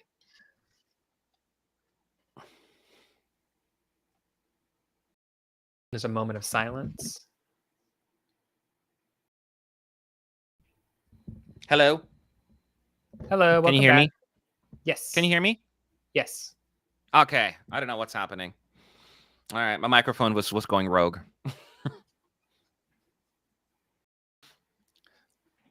All right. You explained the performance, right? A little I'm bit, but doing my best. And now we're performing a new song, I believe. Oh, girl, she's strapped into that chair. She is like leaning back, like full plank, full. I don't know what you called it, back plank. She got some intense abs. I could never. Thank you, Groupie, for the super chat, by the way. This year's competition had the potential to be one of the best, but EBU made many mistakes, closed rehearsals, TikTok controversy, etc. There's a lot to unpack once we have a winner. It is almost difficult to go into all the specifics in terms of EBU broadcasters. So, yes, I'll have another live stream after the show on Sunday. We can unpack some of that maybe, and even the week later, because we got to digest all of this. So, but yeah, there's a lot to talk about over the next weeks. Are these like jellyfish? No, they're streamers, but it's interesting because the chair that she's on is actually moving. So like It looks like it's she's not floating. How did I do that? it's not a so she's strapped into the chair. Is that a But green it's screen not effect? No. She's strapped into Oh, the there's into a the screen. seat. Yeah, I see. It looks like I see it now. It looked But weird. the base of it, the support rod of it is not fixed. Kind of like if you think about Kate Miller-Heidke, how she kind of sway back and forth. The chair is moving with her as she like is leaning back. The chair moves back slightly with her and everything. It's actually kind of cool. Yeah, we'll have plenty of pictures also during the second dress rehearsal for you to see as well. So.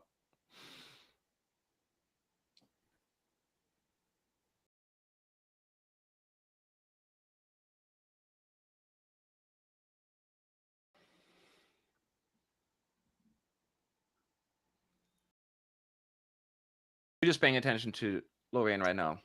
I think my only note is that I think the streamers maybe a little too much because in some of these shots they are kind of getting in the way because you can't control how these are blowing. Some of them are getting wrapped into each other, so there might be a little too much going on. A lot of streamers, yes. I don't think the audience will really notice or be bothered by it because it is just a minor thing.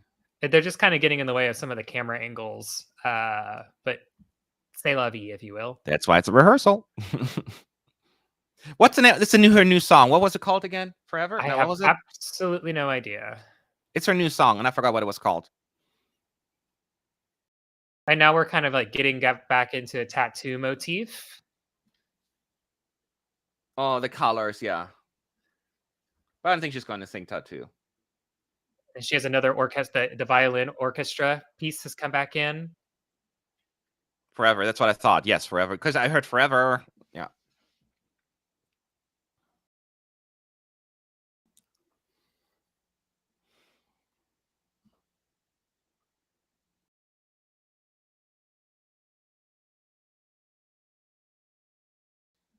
Interesting. It does get a little static though, after a while. The camera work is not ideal. Yeah. I think that from an artistic standpoint, this is really cool. I think from a interval act standpoint, because she's strapped into this chair, it limits what she can do. And so there's only so much that they can do to make this interesting. And so it's kind of it's losing steam a little bit, is I guess how I could say. Like it sounds great. She sounds great. It looks really interesting, but it's just slowing a little bit. Yeah. And we did move slowly a transition into tattoo. So that is what she's singing now.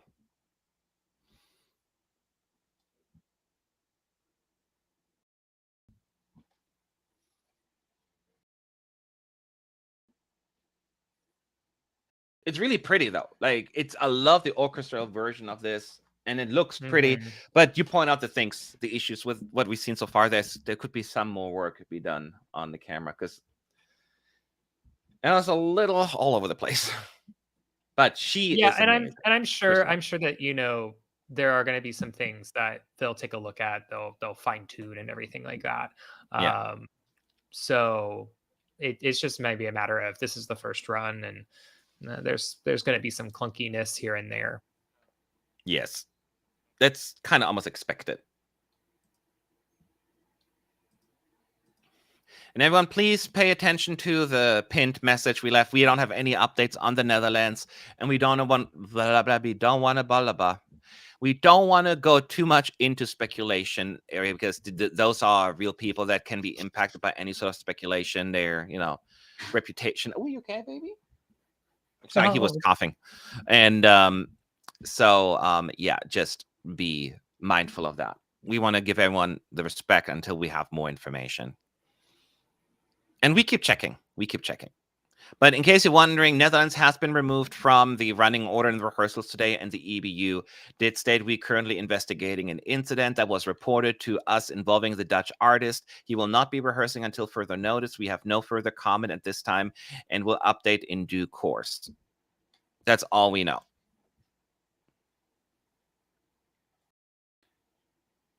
Oh, they're going backwards in the recap. You see that? Oh, yeah, they are.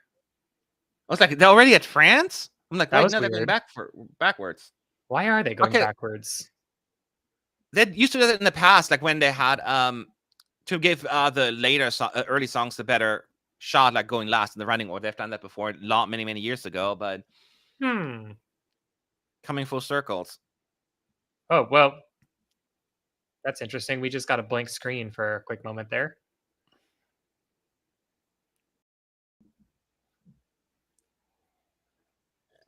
Interesting. That is very interesting.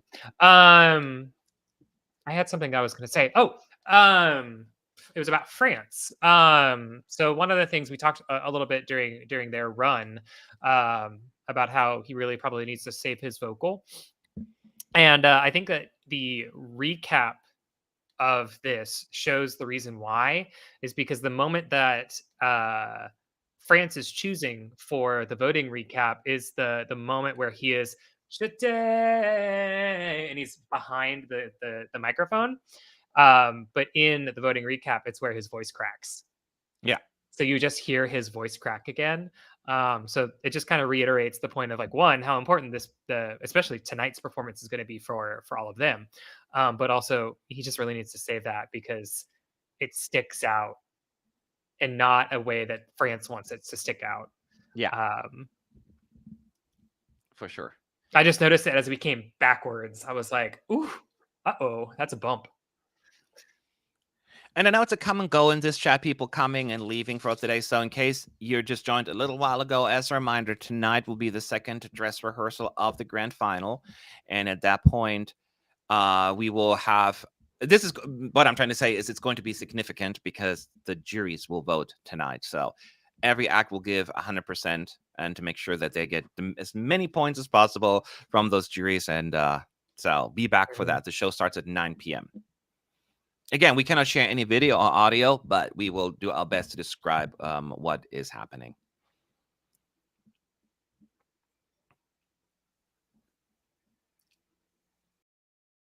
I love how even when we go backwards, Ireland sticks out so well. Like from Estonia to Ireland to Latvia and Latvia, Ireland to Estonia. I don't think that's by chance either, clearly. No, I don't think so either. No. I think they know.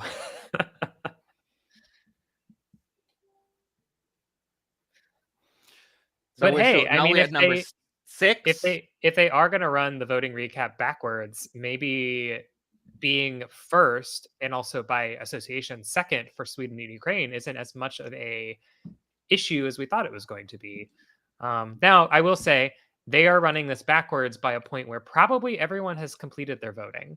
Yes. Like at this point, it's probably the people that like haven't made up their mind. They're trying to figure out what votes 15 to 20 are going to be, or they're having disconnects on the phone, but they're not still waiting. Oh, I don't know who to vote for. So I don't know how impactful a backwards run is going to be in a decision-making process because they're probably about to close the voting here in 5 minutes. And then we get the fake jury results. Who's going to win? Who do you want to see win the fake jury results? I have my answer. I would absolutely love Latvia to win. Me too. That would have been mine as well. I just want Latvia to win the jury votes to mess with everyone else's mind, even though it means nothing. It's just fake. It's pretend, but it just would be fun. So yeah, it looks like I was right. So yeah, that is the last recap, obviously, before we will do results, because I see the podium is out right now. I think that's what that is. There's just a box. Nothing's happening on stage right now. They're just playing the music. It's just like pause. We're trying to figure out. I see from far behind. I see the script on screen. The oh, and it just went off. Oh yeah, I just said, and they're like, "Oh, take it off." He said he can see it. Maybe someone's not ready. Yeah, they're not ready. There they are. They're coming on stage now. Yeah, and this once again, I sound like a broken record, but it bears repeating. This is fairly normal. Not just fairly normal. It is normal to happen. Yeah. So Again, I don't know. It doesn't seem like it's going to be really that effective in changing any results or helping any delegations, I would say, in the front end, because by the point that we get to Sweden, once this actually works in the timing that it's supposed to, you're going to have 2 minutes maybe to finish voting. It actually, I would say, actually helps the songs at the end of the running order, because you can start voting if you forgot or if you haven't made up your mind. You can start voting on them first. By the time you get to Sweden, you may not have enough time. So it's an interesting choice, but I don't agree with maybe it being the last recap. I think maybe it should have been the Yeah, they second. should have done that the first one, or at least the second. Yeah. But we're now seeing both hosts standing behind a podium. That means the jury results are just about to start. So get ready for Latvia to take it all. Followed by, I don't know, we'll see.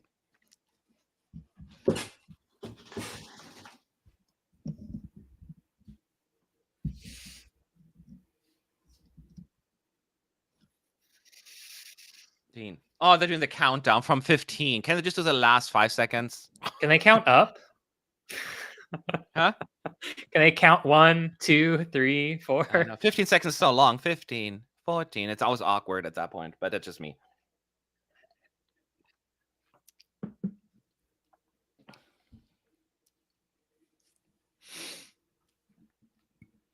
All right, now we're waiting for the hosts just for the last time this year. Let's open. Oh, now they're going to meet they're going to open up the screen again to meet all the artists in the green room.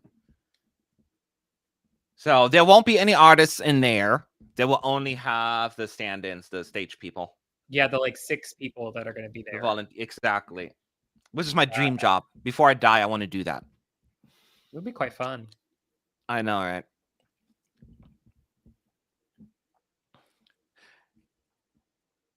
It looks like someone's in for France and Switzerland, Austria. Yeah, they should have one there for everyone, but they may not have enough people, so they usually switch over. There's actually a couple plenty of empty seats there, so I guess there's a couple people coming in. So yeah, they've got people. If not, they show an empty box. couch. It's not the end of the world. Yeah, they've got people for most boxes. They've got like I think 4 or 5 people on every level, so they will move around. Yeah, they'll move around.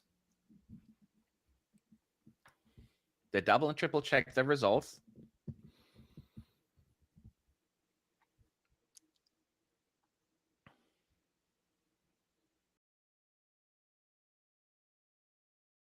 We're listening right now, so they're just doing the same spiel like before the voting, all of that stuff. So there's nothing major to report. And now they're going to Martin Osterda. Oh my God! They may have to change that script now if that's were to be true. Europapa. We're now going to Europapa Martin Osterda. And Martin is not there. Just as in case you're curious, he is not there. Oh no, he's not there. He's always there. The executive supervisor is supposed to be always there.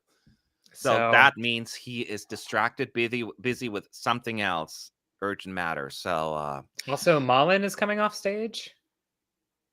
That's interesting. That's not necessarily that weird because they'll usually have sometimes only one person doing the results for the juries. It's just now the timing of it is weird. Dylan is on stage with Petra trying to reposition her. And the first and they're just spokesperson is there. Okay, here are the first fake results. We're not going to go for all of them, of course, but Germany got 10 and Latvia got 8 from the first jury, which is Ukraine. Ukraine will be the first jury. So Germany gets 10, Latvia gets 8.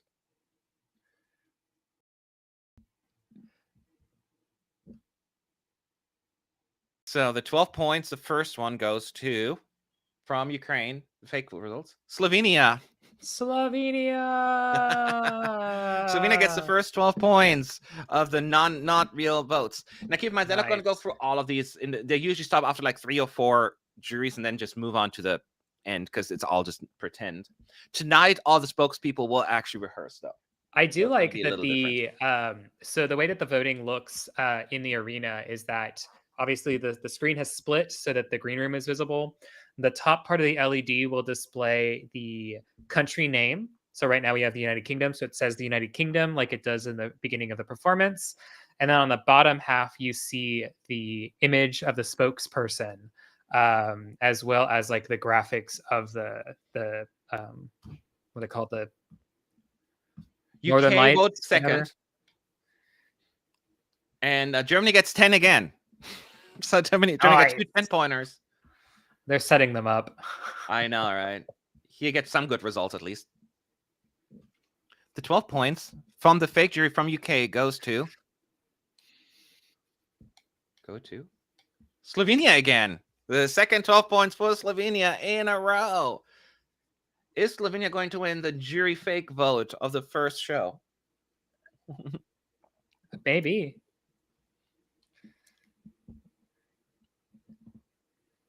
What is different? I'm not sure if I'm sorry, you were talking for a minute. I couldn't hear all of it because I was listening in for a second. Oh, I was just talking about the way that the screen looks right now with the country name and then the spokesperson on the bottom. Yeah, no, I did understand that. But did you mention that because in the past we get like the 10 to 1 point in order on the screen, and then it moves to then they distribute them on the scoreboard? We just going straight to the scoreboard right now. Yes, yeah. So we skip that whole process, and it will just be at the scoreboard with 10, 8, all the way down to 1 already displayed. So not in order. So you have to find where your countries. I don't like that. It's easier when you get at least that screen in the beginning for a second at least, unless they just haven't done that yet. And as always, Luxembourg is voting next, by the way. There seems to be some the same spokesperson, some stagehand. There we go. We're back on.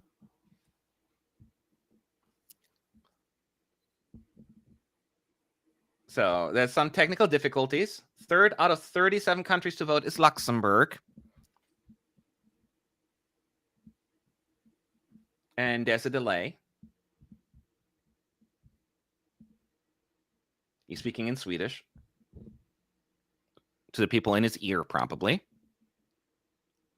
You hear the 12 points now.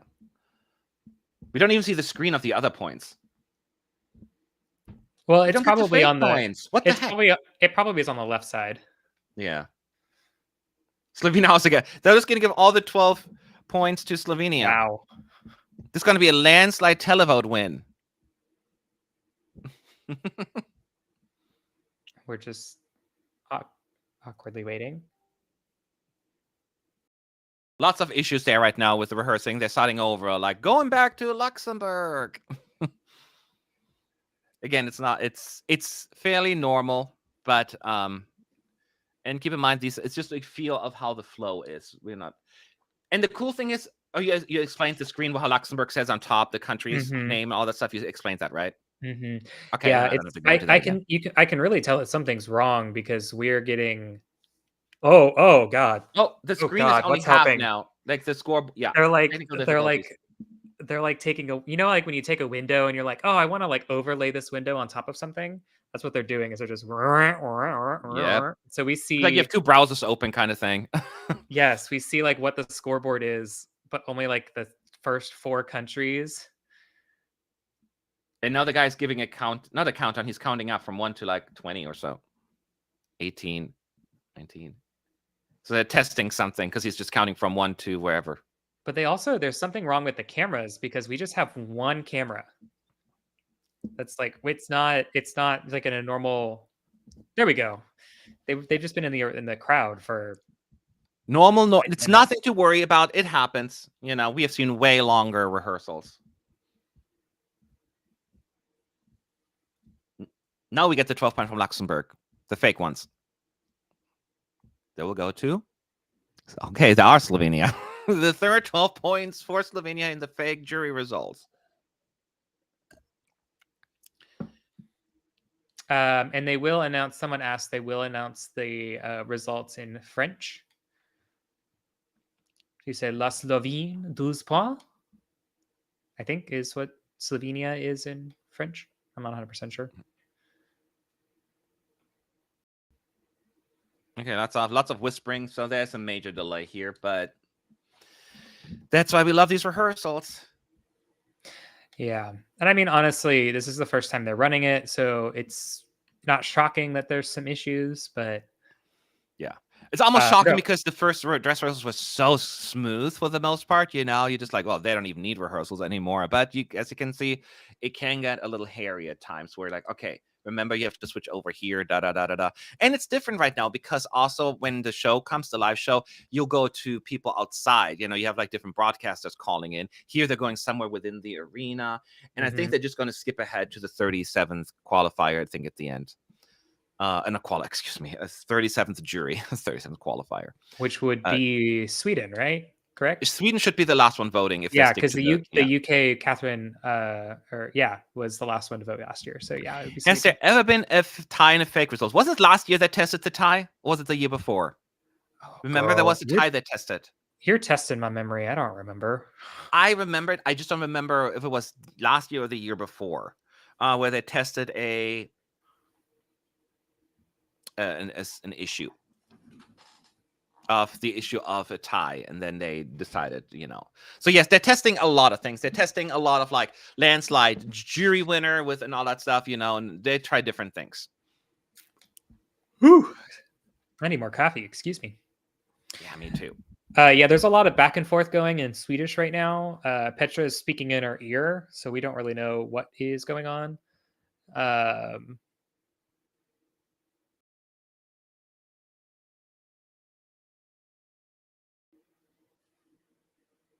So I'm guessing that they're either explaining something to her or she's explaining something that's not working.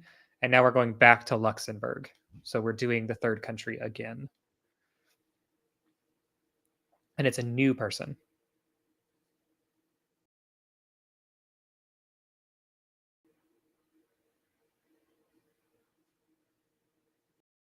Oh, okay. Now we're back to the original stand-in. Oh, I think, Matt, you're muted again. I can't hear you. Send help. The EBU have silenced Matt. Hello? Hello, welcome back. I can hear you now. Okay, good. We're going back to 12 points. Slovenia still can't. Slovenia. Apparently, Luxembourg gets to vote 3 times because they returned. I will say one of the things that, though we are not getting the 10 through 10, 8 through 1 points, like specifically, by the way, Azerbaijan is 4th, specifically demonstrated or illustrated. They are highlighted on the screen. So the total score is purple. The result from the jury is in blue, and then the rest of the banner is in a dark purple. So like you can kind of tell where the points are and where they've come from, but again, they're not in order. So yeah, it's so hard. Getting 12 points from Azerbaijan as well. By the way, it's jury number 4, and another 12 points for Slovenia. Germany is 2nd, Cyprus is 3rd, Ireland is 4th, Latvia is 5th. Go ahead. Sorry, I just had to announce the update here. Just kind of explaining what to expect here with these votes. Okay, got it. Yeah, I didn't mean to interrupt, but we're finally moving along. San Marino will be the next country to vote, number 5. I still assume, this time, no 12 points to Slovenia. They get 8 points only. Gasp! Scandal! Maybe Germany gets 12 points. Austria, Armenia, Portugal, Serbia, Norway, UK, Israel, and Luxembourg still at 0. Yike. Goes to Estonia, gets 12 points from San Marino. Estonia!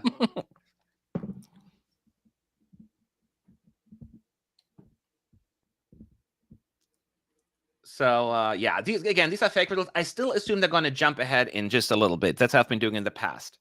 Then Malta will be number 6. They're going for the small countries in the beginning. Luxembourg, San Marino, Malta.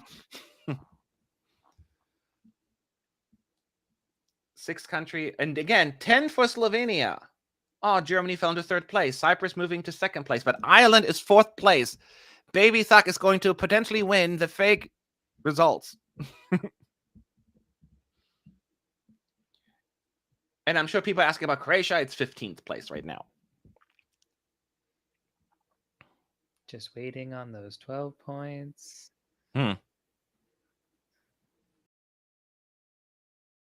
Greece gets 12 points from Malta. Greece. I could And see that there's happening, no one actually. there was no one in their couch. Mm-mm.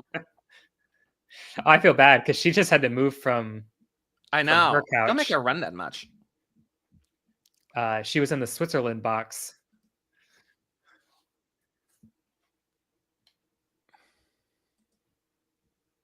Croatia will be the next jury. So Luxembourg, is it Luxembourg, San Marino, Malta, and now Croatia. Is that right? I missed someone.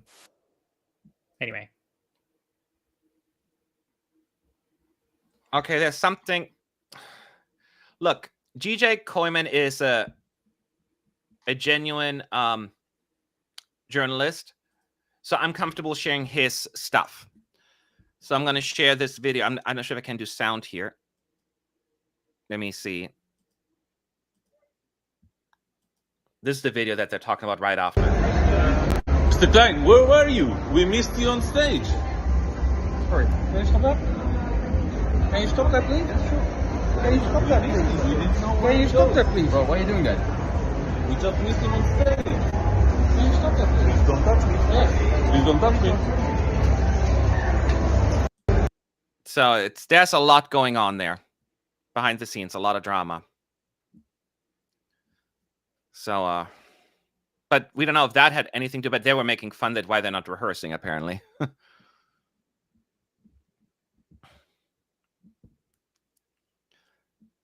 Well, Estonia has received 12 points from Albania. They will come after Croatia in the jury.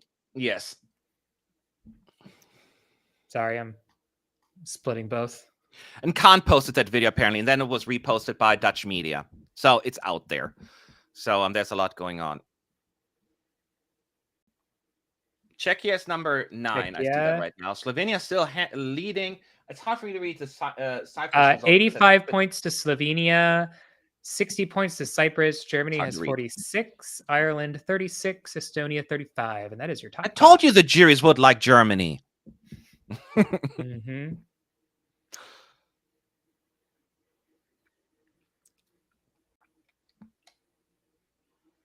Greece gets 12 points from whom again? So Czechia, from right? Czechia. So she has to get up again. Poor girl. They should give her some warning. She needs to get out of the I know. the It's Switzerland fake. box. You're all fake. I mean, the results not you all fake. You're all fake in the chat now. The results are all fake. You're not all fake. You're all awesome. Okay, now they're skipping to the end. Now they're doing the very last country, Sweden. So we skipped like 30 countries or so. And Slovenia leads the jury. Wow. 223. 223. Cyprus is second. Greece is third. Ireland fourth. Finland fifth. Germany sixth. Estonia seventh. And United Kingdom is last with 2 points. Ouch. And I like how they have IKEA as the background for Sweden. New what? Look at it. It's IKEA. Oh, yeah. Sweden's in front of an IKEA screen. How funny. The last Georgia 12, gets the 12 points from Sweden. The jury goes to Georgia. 12 points from Sweden in the pretend vote.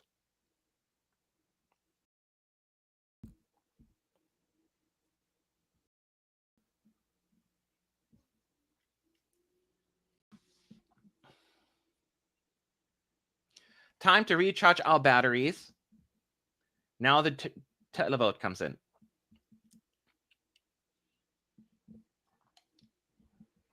Oy. They're showing the scoreboard of the juries. I'd love to have a result like that at Eurovision because it would be like, what the heck? You're looking so serious. I'm just Why reading. so serious? Sorry, I'm reading. It's just your thinking face. Mine looks similar. It's always like, I look angry when I'm thinking. I haven't taken my ADHD meds, so my brain. I always get told, you know, I look pissed off when I'm thinking. So I'm like, rude.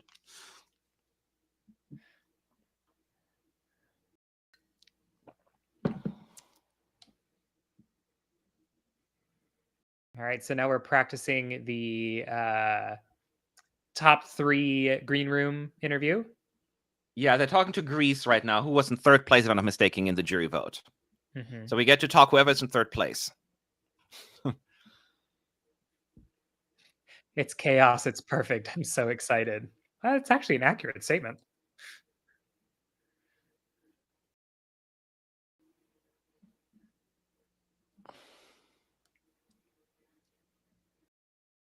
Okay, this is just a fake interview with a station, so I didn't need to pay that much attention to it.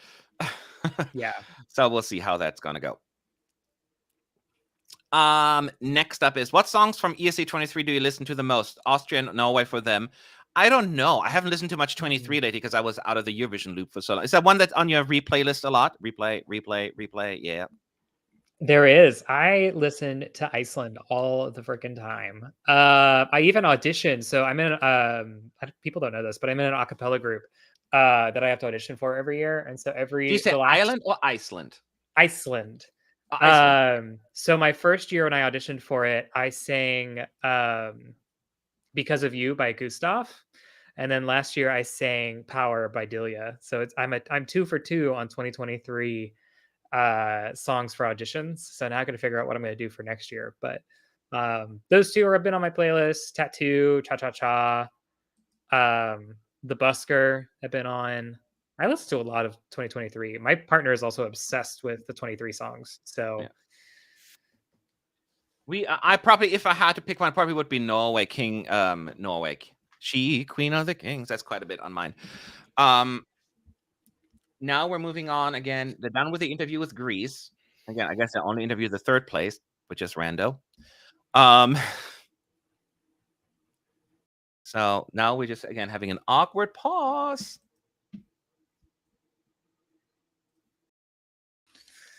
She whispered something to the camera in Swedish.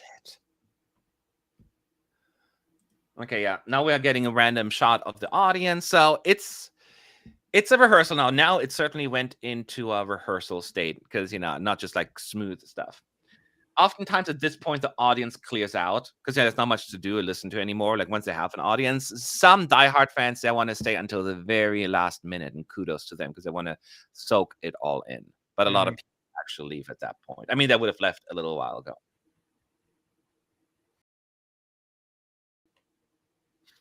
So now we just wait. Now we just wait impatiently. Jeez. I have that clock. So it's almost 5 o'clock in Sweden, right? And if they let people in around 7:15, it doesn't have much time in between because we still have a little bit to go. Keep in mind, we'll be back around 9 o'clock with our second live stream for the jury show, and we'll have a lot more pictures as the interval acts and all of that stuff. So it'll give you more of a visual as well.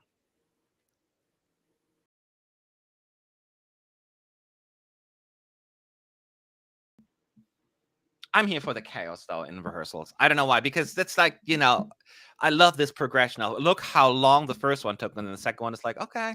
Right? And the third one is like, oh, okay. And then the show is usually pretty good. Yeah. I love explaining. I have a bunch of new Eurovision fan friends that are all super excited, and they're coming to the watch party tomorrow that I'm throwing. And they were like talking about Ireland. They're like, oh, blah, blah, blah. And someone was like, I really loved Isaak. I'm so gutted that he didn't qualify. And I was like, oh, hun. Oh, hun, stop watching the Eurovision movie. That's not how it works. Bless him. He is just a sweet, innocent child. I was teach funny him. because when I watched the Eurovision movie, Fireside, I was watching it with friends. And I was like, that's not how it works. There are not jury votes like that. They're not going to announce them and then the qualifies. That's not that. And I was like, I'm overthinking it. Like, I'm defending the contest. Right. No, this is not accurate. I was being so particular and stupid. But yeah. At this point, in case you're wondering why we're stalling, they are stalling. Because there's just a long shot of empty chairs and empty tables. That was a Les Miserables reference, in case you know musicals. Do you know Les Miserables at all, Connor? Of course. I'm a big musical fan. Empty chairs at empty tables. Well, that is pretty much what we're staring at right now. Yeah, I mean, there aren't really tables there, but, it's just...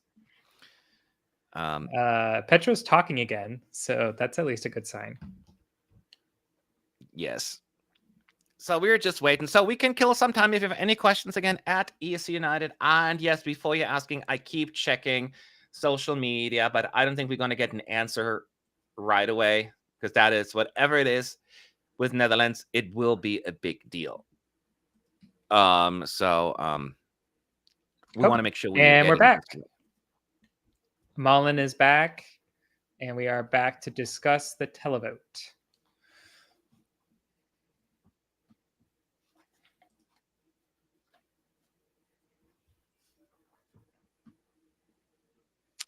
Reminder that if there is a tie, the televote winner will break the tie. And yes, people are asking, Netherlands is on the scoreboard.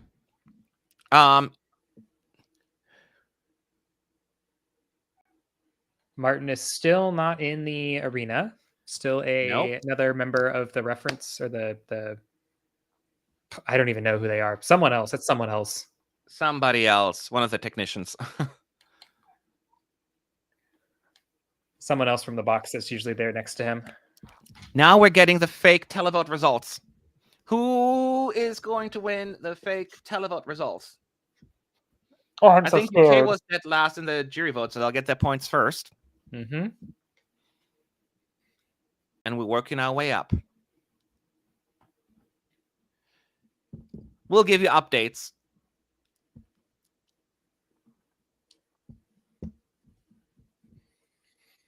Here we come. So UK currently has 2 points in the jury vote. Fake, fake, fake. Okay, they're explaining it still. Well, hey, this means I don't have to explain it at the party tomorrow. I love that. I know, right?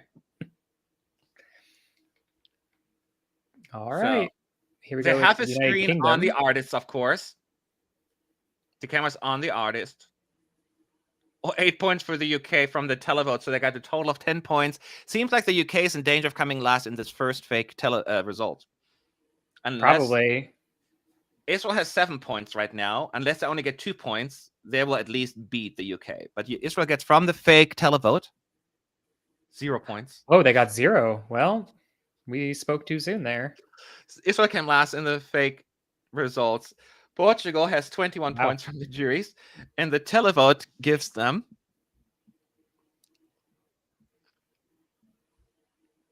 27 points for Portugal. 27 points. Luxembourg gets 23 points from the juries. Let's see what the televote's going to give them.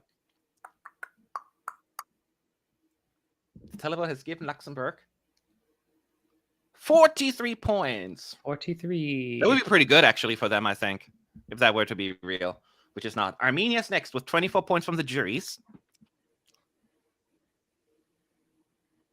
And they are getting 207 points. Wow. Armenia did really well in the fake televote. Go Armenia. They are now in first place by 8 points. Ukraine is next with 35 jury points, I think. And they're going to get... One thing I will say... 64 points. Not enough. About like the way that the scoreboard looks right now. It is a little confusing because it used to be that the lighter color would be, I think, if I remember the scoreboard correctly, it's been a hot while since I looked at the last couple. The lighter color meant a score that was locked in, and a darker color meant a score that is not final, and it's been flipped. So if you see the dark purple, it means that is a score that is done. Lithuania got 143 points from the fake televotes. With the jury votes were like 43, I think. Austria is 36 points. They get 26 points, so that wasn't too great either. But again, it's fakey, fake, fake.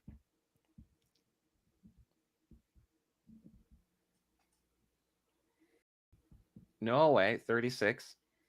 8 points for Norway. That ain't right. Justice for fake justice for Norway. France has 46 points from the juries. Yeah, right. They're going to get 93 points. That's better. Clearly not enough. Sweden, 46 jury points. You have received 6 points or 8 points from the televote. I mean, that could happen. Spain has 50 from the juries, and from the televote, 39 points. Spain not impressing in the fake results today. Croatia is next with 54 points from the juries. From the televote, 106 points. That's they even pretty like zoom in solid. on them. That's not enough. Obviously, they're only in 7th place right now, and it's going to change. Serbia got 60 points from the juries.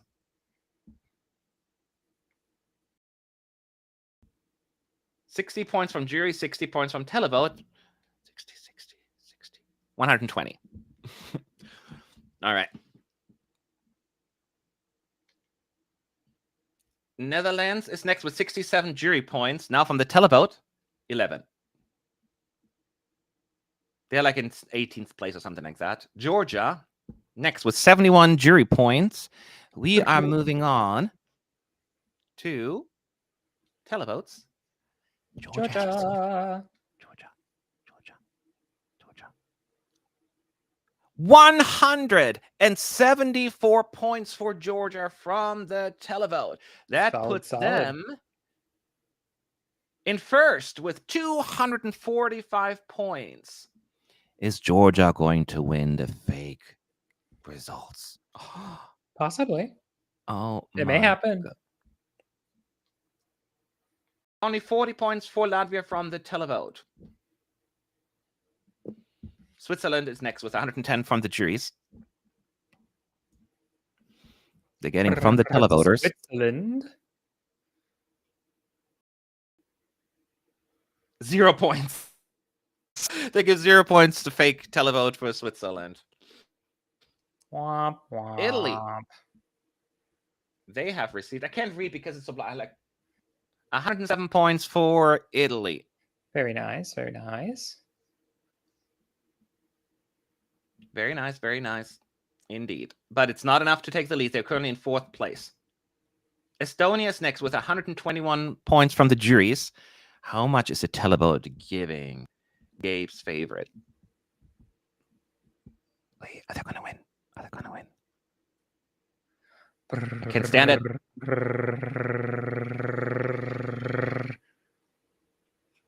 There's a long pause. Oh, 84 points. They didn't announce it. It just showed up. There was a weird delay. So the host didn't even say it. It just showed up on screen. I'm wondering if they're going to start. They're going to probably start skipping. No, you cannot skip this part. Oh, nope. They just straight up skipped. Was it Estonia? They just skipped them. Germany got 30 from the televote. So that didn't help. Finland is next with 154. They just didn't say Estonia. They didn't say it. They just put it on screen. 4 points for Finland from the televote. And the stagehand is like, yay. I'm like, you should be crying. Wrong reaction. Wrong reaction. Get with it. I need pros in the green room there. Ireland, 182 in 4th in the jury vote, gets 183 points from the fake vote. That puts them definitely in first when it comes to the fake results. Ireland now combined has 365 pretend points. That means Greece, Cyprus, or Slovenia could catch Ireland in the fake world and win it all. Or is this Ireland's win?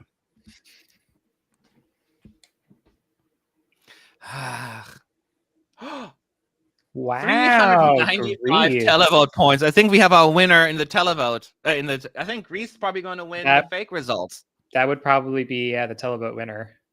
I mean, They 395. have 580 points. Yeah. Wow. Good lordy. And they were like what, top 6 in the jury too? That's a crazy amount of. They were third in the points. juries. So unless there's a super big twist here, Greece is going to win. Now they have the split screen between Greece, Slovenia, and Cyprus. And we're going to get Cyprus's results next.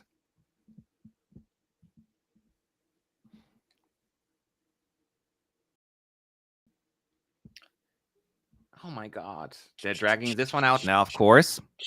Yeah, they're gonna milk it for all the drama that they can. Sorry, my phone is like exploding right now. Any news important to share or not really? No, but just people asking me what's going on, and I'm like, girl, same. Who the hell knows? Nobody knows. Okay, Greece is going to get... I'm sorry, Cyprus is going to get...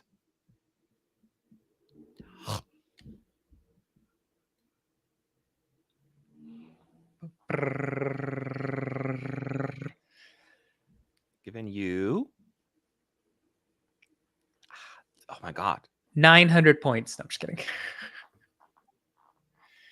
156 points, which is good, but that's not going to be nearly enough to catch up. That means Greece is first, Ireland is second, Cyprus is third. So it's going to be either Greece or Slovenia winning the first fake results. Now we just have to wait and get the results. So why was Matt milking a cow? Because I said because Connor was saying they're milking this whole suspense moment, and I just visualized it. That's just how I roll. Gabe had also just mentioned that the press conference that was planned with the Big Five in Sweden has been canceled because all artists want to focus on rehearsals. Mm-hmm. It's with scheduling right now anyways. And why do they get press conferences? So Slovenia needs 358 points to win, which they're not going to get. And yes, we're going to get fake results during the jury show as well. They have to go for it all because we have the spokespeople up actually rehearsing as well. Mm-hmm. So be back at 9 p.m. where we're going to do this whole shenanigans again.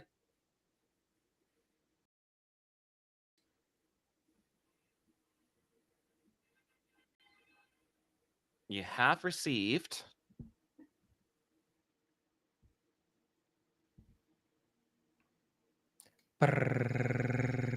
oh my God. Now I'm getting nervous even though it's fake. Drama. 187 points. Not enough. It means Not Greece enough. has Greece won wins. the first fake voting of Eurovision 2024. Congratulations. She did all that heavy lifting, moving from Switzerland to Greece back and forth. I know, right? And for some reason, they've switched over to. Oh, okay. So there's a production person who I think is now going to take over from Greece. Yes. Well, they have the stagehand come on stage now, but it's a different person now. They switched again. Like the person who was in the green room pretending to be Greece is no longer being the one going on stage. It's somebody else pretending to be Greece. Yeah, and so now they have stand-ins who are getting mic'd up. They're doing like that whole process of going under or going behind backstage, getting them all mic'd up. Hooray, hooray, Greece has won. Woo, woo, woo, woo, preparing them to get on stage. So that we will see pieces of that, and they've just flipped back over to the scoreboard. So kind of like a classic Eurovision where you get to see them in that like that state of awe and shock that they just won as they prepare to take the stage rather than just showing up on stage. So Greece is first, Slovenia second, Ireland third, Israel is last, UK is second to last, and Norway is third to last. And then everything else in between, of course. That's the outcome of this fake voting. So I'm glad that everyone is so fake happy and crying. I think this is a long live stream, and I think we're going to call it for now because we all have to get a little bit of rest before tonight's show. But be back. I'm going to put up the link in just a little bit to our next live stream on whatever will happen about the whole Netherlands situation, whatever happened with the Italy results.